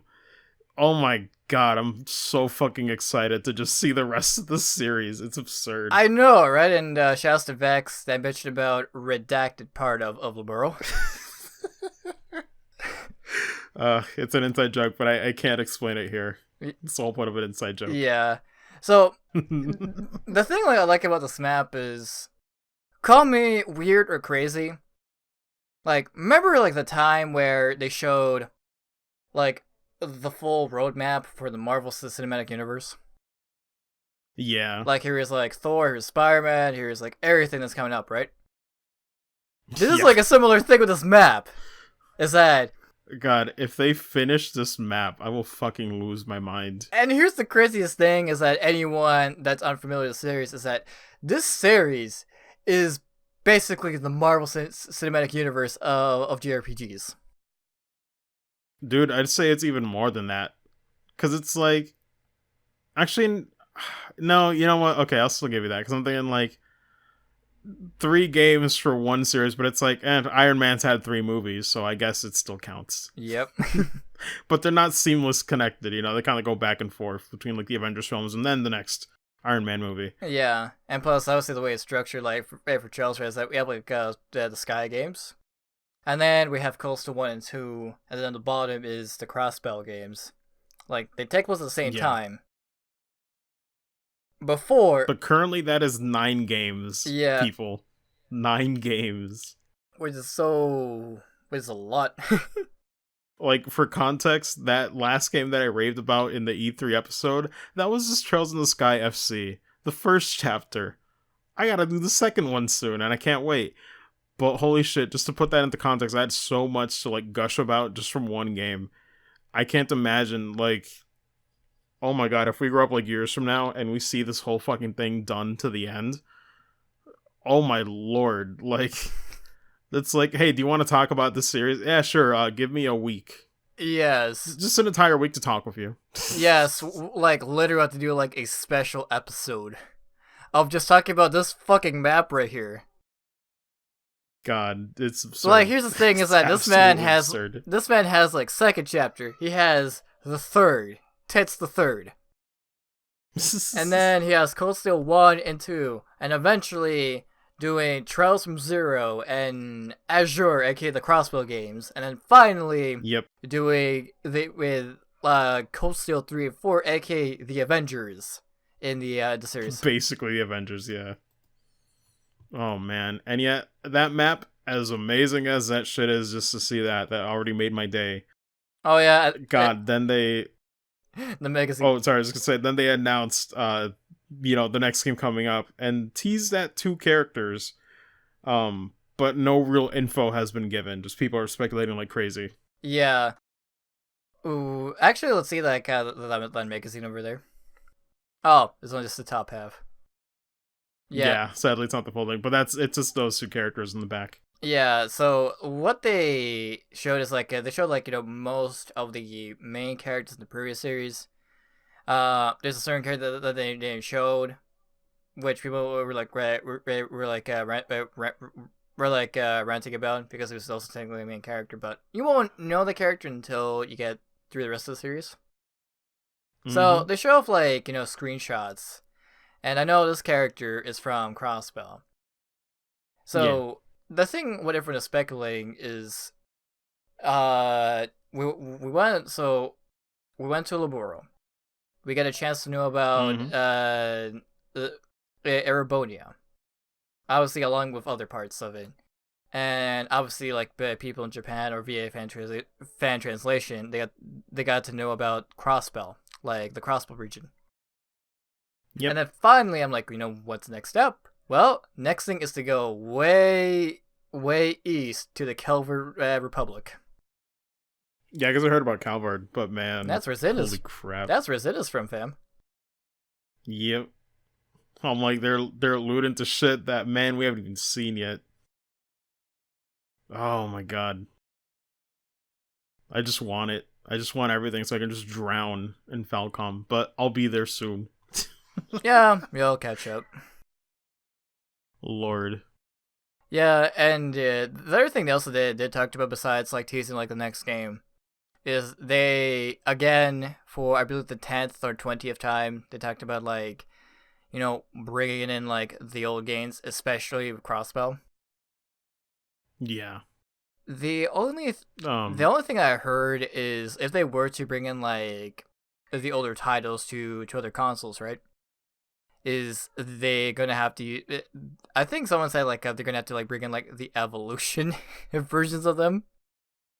Oh man, which I'm so torn on those. Here's the thing: is that for Sky, I'm fucking torn. Yeah, most because like the soundtrack and the Evolution versions of the Sky trilogy, it's bad. Yeah, and I haven't checked out SC or anything, but I can vouch for FC's Evolution soundtrack being worse than the original. And for some people, it might not be bad, but yeah, I mean, best way. Oh my gosh, best way I could it just loses the feel. Yeah, best way I could describe is that like for FC, it's like Lucky Charm cereal, but for SC and third, It's a fucking bowl of oatmeal with a little bit of sugar sprinkling in, hoping to find something good. They got rid of the marshmallows. Oh man. Yeah. And as for like, I know there's like evolution like versions of the crossbow games, which I've heard they're more doable compared to the Sky trilogy. Mm-hmm. Which I like this discussion with like Vex the other day. I'm like, that's a bit of a monkey's paw, but at the same time, I'll probably be playing those versions after I'm done playing the fan translations of the crossbow games. Pretty much. But they also, I guess, kind of alluded to something happening on PS4 still. Because he said, I want to promise to deliver something in some form, but they were talking pretty much about like PS4 systems. They're saying like we want to prepare something that can be played on PlayStation 4. Working on something behind the scenes. Now, I don't know if that means the next game. I don't think so, because the way they're talking about it seems like it's another thing entirely, like a little side project. So who knows if that confirms like a port of an older version. Like, I'm just imagining like the Sky trilogy on PS4. That'd be fucking sick. But remember, evil version. That's like the monkey's paw right there. No, I know. Please give me the originals. Like the only thing that will make me happy is just having like a crossbow collection, a crossbow duology collection. At least, yeah. Well, no, like if I had to pick between the two, just give me a crossbow and make it come to the West. That's it. Yeah, at least let me have crossbow like officially in English. Because with Sky, like whatever. Yeah. Like at least we have those in the West. Mm-hmm. But no, I was just gonna say, like, they always mention it, but it's still good to know that they're at least aware of the problems with the series, because for as much as I love it, you need a PC. You absolutely need a PC to play these games. It's like I could recommend PSP versions of like some of the Sky games, but those games have been patched and improved significantly from those releases that you need to play them on PC. Straight up. Yeah. Even conveniences like turbo mode, like, oh my god. Yeah, and what's more weird is that, like, with the Sky trilogy, I remember, like, they got, like, PS3 ports, like, a long time ago in Japan. Which is the first, when I was looking up, like, the various versions of the Sky trilogy. Yeah, I didn't know about that. Yeah, I was like, weird. They could have brought that over, but, it's where... Was it a collection or separate releases still? It was like separate releases. It just said like Trails in the Sky, FC, whatever, like an HD. But man, it's got to be digital. I can't imagine them selling them on a disc when they're so small for like space. Huh? I don't know. That just looks weird in my head. Yeah, it's like here's FC on a Blu-ray disc. I'm like, what? That's such a waste. Well, I've seen like smaller games like on physical release, especially from limited run games. It's true. It's just for Falcom. It's like, man, that's interesting. I didn't think they'd go that deep. Yeah, I mean, like it seems like possible that they'll try to get like on consoles, which makes it easier to recommend this series for especially for people being like, I don't like playing games on my PC. Yeah, I mean, I don't mind because it runs fine for me, but yeah, I'm definitely not used to playing on PC like that. Oh yeah, no, like I know, like you're fine with it. It's just like for other people that refuse to play like these awesome games on PC, even though they're not hard to run it. Yeah, no, it's like it's really not taxing at all. Honestly, I'd recommend it, but even still, it's like you said, it'd be nice to have these games. Like, oh my god, could you imagine? I want to live on that timeline, bro, where like all these games, or at least like, no, honestly, all of them, if all these games were on Switch. Like, I know Switch Beggars is like a fucking meme, but holy shit, that would open up the gate to so many people, and they could make no excuses anymore. Either on the go or playing at home, you literally have no reason not to play those series, or rather, these series of games. Oh my god, I fucking wish. God. Yeah. But whoever knows if that'll happen. Yeah, I mean, that'll be something. Plus, it'll be more easier to recommend. Yeah, I'd be like, listen, you have no choice. You have no I mean, you do, but you don't. You have no excuse, damn it. You have a choice, but no excuse. Alright, so what's up next after the awesome Falcom news? Nothing too major. Falcom is the peak. Let's be real. Everything else is winding down. Fair warning, people. Yeah, everything was just kind of slow. Yeah. But really quick, just going over this because I just found it interesting because a lot of these games are being pulled off the digital storefronts. So it's just weird how it's like coming back. Walking Dead Telltale Definitive Series launches September 10. Wow, is it really 23 episodes total? I didn't even know that. But yeah, it's just weird because oh boy, for those who know the history with Telltale Games, they basically went out of business a few months ago, like around last year. There's a really great video that I could link, and I'll probably link it and recommend it. Shout outs to Super Bunny Hop. He does a lot of great videos, a lot of informative videos, and he did one kind of encapsulating what led to Telltale Games being bankrupt and all the blunders that happened along the way. Some of the stuff ended up being like, internally with staff and all that, so it's a bit of a mess. But long story short, they got acquired by Skybound Games afterwards, and they ended up finishing season 4. But it was a really messy point for the company, and a lot of the staff walked out. A lot of controversy with that. I'm not going to get into it, but the series is pretty alright. Honestly, the only season I recommend is season 1, because afterwards it didn't nearly reach the peaks that, season 1 went to, in my opinion. The last season kind of picked it up from like what I played. I think me and my sister did like 1 or 2 episodes before the whole bankrupt debacle happened. Because then at that point it was just in limbo if like the other episode was going to happen or not. But it's alright. It's pretty good. If you like point and click games and like, interactive stories, I'm sure most people have heard it if they're interested by now. But it's just interesting how this collection even came to be because they were all being pulled from the digital storefronts, like one after another. Like you can't find Telltale Games anymore. And apparently now the series is Epic Game Store exclusive.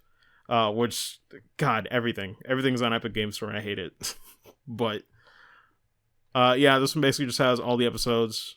I think some of the graphic novel stuff, and I think a documentary in there as well. But it's just a decent collection if anybody's looking into it, since now you can't really get them any other way, I don't think. So, GG on that, guys. But that's basically it. GG. But then we get to this, which, oh boy. It might actually be my first one, because, my lord, TLDR, I'll just mention it really quick. Tsunamiku Project Diva Mega 39s announced for Switch, due out early 2020 in Japan. Oh my lord, I have heard so many things in it. I've only played a few tracks at like someone else's place. And thought it was alright. I like a good like rhythm game. Vocaloid isn't like my favorite genre or anything, but I've always wanted to buy one. It's just weird how they're like laid out. Like people keep saying like, oh, the PS3 versions, those are obsolete. You're gonna want to avoid Diva X on PS4, but get the other one on PS4 along with the DLC. Like it feels like there's like a bunch of pitfalls to avoid, right? It's like, oh, get Future Tone with the DLC, but don't get Diva X. Diva X is trash. 3DS game is alright, I guess. It's like a Excel sheet of like good, bad. Like it's just funny. I can just like imagine like a flow chart. It really is. I'm like, man, what a weird turmoil with the series, I guess. But yeah, it's just interesting. It's also notable for coming out on Switch. The trailer didn't really show anything. It's just like a time lapse, previous releases leading up to the new one. But yeah, just possibly coming out to the West in the same year, but it's probably going to get delayed, or it's going to be delayed for Western release. It's definitely not going to come out on time with Japan. And before a lot of people are going to import. But yeah, I know it's got its fans. Just might be on my radar, but who knows? I don't even know which one's like the best version to play anymore. I think it's the PS4 one. But GG. GG. Is this the last one or second to last? Second to last. But these are quick. Lord. Oh, sweet Jesus. This is quick, but yes, we're back here again. I had to put it on the list because we talked about it quite a bit on the E3 episode. Alright. Well, let's just get this over with. Let's rip that band-aid off again. Shenmue 3 Kickstarter campaign announces solution for backers promise Steam keys. Ooh boy. So the long and short of it, Deep Silver replied back, in regards to the whole Epic Game Store exclusivity. The long and short of it is that I guess they kind of did it the best way possible if they still want that freaking Epic Game Store. So, I mean, okay. The options are not great. Essentially, you can get a PC physical, which when they say PC physical nowadays, it's just a disc with the installer, so have fun. Mm-hmm. With the key that is just for Epic Game Store anyway, so it's not like you're getting around that. Digital version for PC, PS4 physical or digital. Hold on, give me a moment. Yeah, no worries. Later. Anyways, go on. Okay. But yeah, basically just you can either like switch to, if you were trying to get a Steam key, you could either switch to the PS4 versions or the PC physical or digital. You could get like a physical version. Actually, no. The other option was you could also choose to get the Epic Game Store version and then get a Steam key when it comes out a year later, which is kind of like a slap in the face. It's like, here, you'll get what you want, except a year later. Fuck you. But this is kind of saved in the sense that they're basically, thank God, they're at least giving refunds. It's still shitty. I still hate that they changed it midway through. Not even midway, like close to the finish line, for fuck's sake. Mm-hmm. I hate that they did it, but at least they're giving you refunds. Now, granted, they said, like, for any physical rewards, they could only give you a refund for most likely, like, the game, which makes sense. Yeah. Because those things are already already been like in production like a long time ago. Yeah, which makes sense. That's fair. It's just what a freaking mess, and I can't believe it took them this long. This article was like 10 hours ago. No, what is that? 11 hours ago. Wow. They finally fucking replied to this fucking bullshit. Like, that's weeks of bad PR, man. Like, you really just let that slide? It should have been faster to address the situation. God. It's just, my God, what a freaking fumble and a half, man. Seriously. Yeah, I think like I mentioned like during like a Read 3 episode is that this stuff that's the again frustrating thing about being a Shenmue fan myself is that there's always a fucking curse every time. Yeah. It's a real shame. But yeah, I just wanted to mention it because I mean, I guess for anybody who backed it, there's somewhat a happy ending, but it still sucks because for those who wanted it that way, they're still not getting what they wanted, in essence. But yeah, it's just pretty lame. Yeah. But yeah, just going on to the last one, which is really quick. I just put it in because I'm excited for this. I've been looking forward to this for a while, but sadly got delayed. Cuphead DLC, The Delicious Last Course, delayed to 2020 because it was initially coming out in 2019. I know they announced it like, was it either last E3 or 2 E3s ago? It's been a while. But it's unfortunate. Actually, CutieSol, did you ever play the original Cuphead at all? Yeah, I played some of it. Like, I do like the art style and the soundtrack. Like, I can see, like, why everyone loves it. But the problem for me is that it's pretty much like Boss Rush Contra, which I'm not a huge fan of. No, that's totally fair. Yeah. I don't blame you in the slightest. For me, I just have really fond memories because the first way that I played it was that I never bought it on release, but once again, my buddy Joe had it on PC. So we just spent a day. Like, I just went over to his place and we just beat the game in one sitting. It was fucking glorious. Like, the salt levels were high. But my God, that, like, it's funny you mentioned Contra, but it reminded me of having that high where, like, I would play, like, Contra with friends and, like, we do co-op and, like, try to beat the shit out of that game in one go, Oh, yeah. Despite how difficult it was. Oh, yeah. No, especially, like, you should be like, you guys should try out playing Contra 3 on co-op, because... Oh, yeah. God, it's the shit. It's hard. Yeah. But it's great, though. Like, it's just that nice, like, sit down and play. Like, both of you are going to get your asses kicked. And it's like you just gotta go. Yeah. And so that was great. Granted, he was more experienced, but he was like a little lenient. Like he wouldn't do attacks on the boss until I figured out like the weakness or like where to like aim or stuff like so he was kind of making sure that he wasn't carrying me. So I kind of appreciate that. Some bosses that like really took. Oof, there was one boss that took like hours. But this show was fucking fun. It was awesome that we did it in one day. So I just have fond memories of playing Cuphead that first time. God, it was great. But yeah, just they released a short teaser trailer, showed off a few of the new bosses, but it was mainly just to go alongside of the delay in 2020. But they gave a very good reason that I'm more than happy to wait for. Basically, down to making sure that it's a healthy and sustainable environment for the team, so that they don't feel like they're rushed or during like the crunch hour period or rush. I'm more than happy with that because if they're having fun making the game, then that's all that matters. If they don't feel stressed out making this stuff, I'll wait as long as it takes. Mm-hmm. Well, no puns intended, but they got to make sure that delicious last course is just right. I freaking love that wordplay too. God, it's so brilliant. But yeah, no, just looking forward to it next year. Definitely gonna try and see if. Actually, I don't know.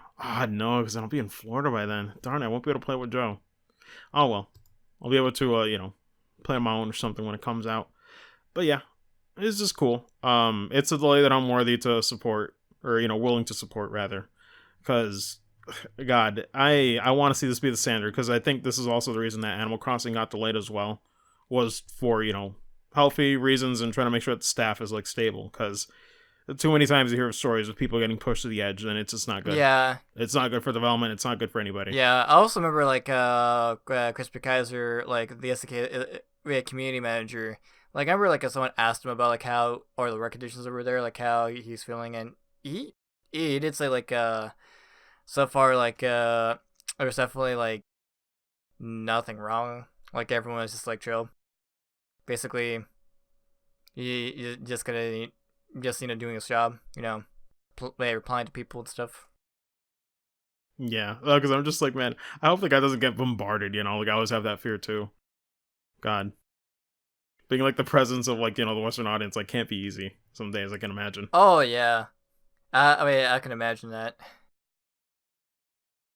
Lord. But yeah, that's basically the last bit of news. Because that just happened today. Well, granted, alongside the Shenmue thing, what happened yesterday. But that's basically it. All things considered, it's pretty slow for news compared to E3. That's for sure. But that's because we've had more than a week of news to cover, so still took a while. Also, I still ate my words and said that it was gonna be less than 4 minutes. But hey, guess what? We're close to 4 minutes, baby. We did it again. Yay. Shit. It's fine though. Honestly, editing last time didn't take nearly as long time, or nearly as long. It's just that I was like bouncing Doom in between, so I'll be able to put this out pretty soon, honestly. But yeah, that's basically it for the news. Good lord, though, I'm still just laughing at the freaking rant. Somebody's gonna get their popcorn listening to me just talk about the freaking Pokedex. God. Well, but that's I did eat a chocolate bar during that, right? It's true. Now, honestly, like I said, I really just want that game to come out so I can just stop hearing about it. Because then we'll see. But yeah, there isn't anything else to really talk about because I don't believe we got an email. But you know what? I was thinking about it before we recorded this actually yesterday. And I'm kind of thinking, because the email started with the fact that the best friends did it, and I think they did that mainly because they had like a big audience. And while I'll still keep the the email up, that won't go anywhere.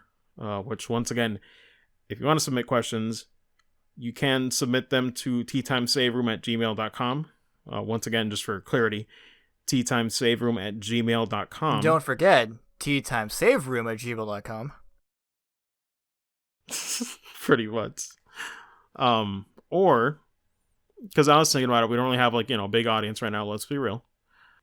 Or if you're listening this far and you still want to submit a question, just send the question on the YouTube comments. If it's easy for you, just do that, honestly. Because, like I said, William Pat probably did it because I have such a large audience that email is like kind of good because it's like an extra step for people to do. Yeah. But the fact that it's been like a few weeks and like no questions at all is kind of weird. Because you guys can ask us anything. It doesn't have to be related to the news topics. It could just be like anything gaming related or anime, movies, like honestly anything. Like, just any like broader general questions, what have you. Yeah. Or hell, So like you can be like Evil Lakar asking about like food. yeah, like literally anything goes. Like screw it. Um, but just keep it relatively appropriate, I guess, because who knows, there might be questionable stuff. Yeah. Um, but yeah, no, seriously, just feel free to even leave a comment on the YouTube comment section of the episode. We'll get back to that too. I didn't want to mention it on Twitter because, again, I just don't want. I don't want people asking questions that won't even listen to the episode. So that's why I don't leave it open to Twitter, because something like, I don't know, I just don't like that. Like, I don't like someone asking a question and they won't ever hear the answer. So it's like, what's the point? You know? This doesn't seem great to me. So yeah, if you've listened to this thus far, feel free to even add a question in the YouTube comments if that's what you prefer, if it's easier for you. By all means, shoot. We'll be here and I'll be sure to, refer to them on the next episode. But that's basically it. I guess for now, CutieSol, where can they find you, man? Well, you can find me at CutieSol on Twitter, and you can also find me on my Twitch, twitch.tv/FatoCutieSol, where you can find me stream some Samurai Shodown online, or maybe do some more progress and judgment. Nice. Because yeah, you said you finally started streaming. How was the turnout for that, by the way? Oh, for both games? Yeah, just when you started streaming, how'd it go? Ooh, surprisingly, pretty well. Like, Judgment definitely went pretty well, and Samurai Shodown surprisingly went pretty right as well. Nice. But the question, because I'm like, I don't really chase views or anything, but I'm like, it's just nice to like have an audience when you play a game. oh yeah, no, especially like when talking to chat and everything. Yeah, especially the last part, like, especially the last bit, like where I was talking about like which characters I want for like season 2. Yeah, so, I have a good question, dude. Where can they find you? In the trash. No. They can. Nah, I'm joking. They can find me at twitch.tv/VFXMario. They can also find me at VFXMario on Twitter.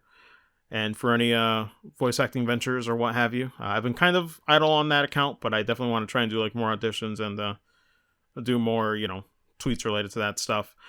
They can find me for any voice acting related stuff over at Marcos Molina VO on Twitter. That's the handle.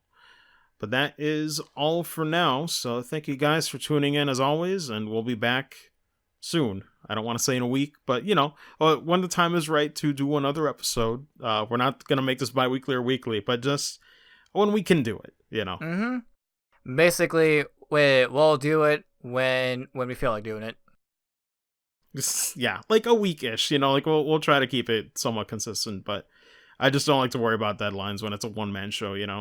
Or I mean, you're here too, but I gotta edit the thing. I'm in my editing cave all day. Yeah. But yeah, you guys have a good night or good day, what have you, whenever you're listening to this. And we'll see you on the next episode. Until then, see you later and take care. Later, guys. Boy.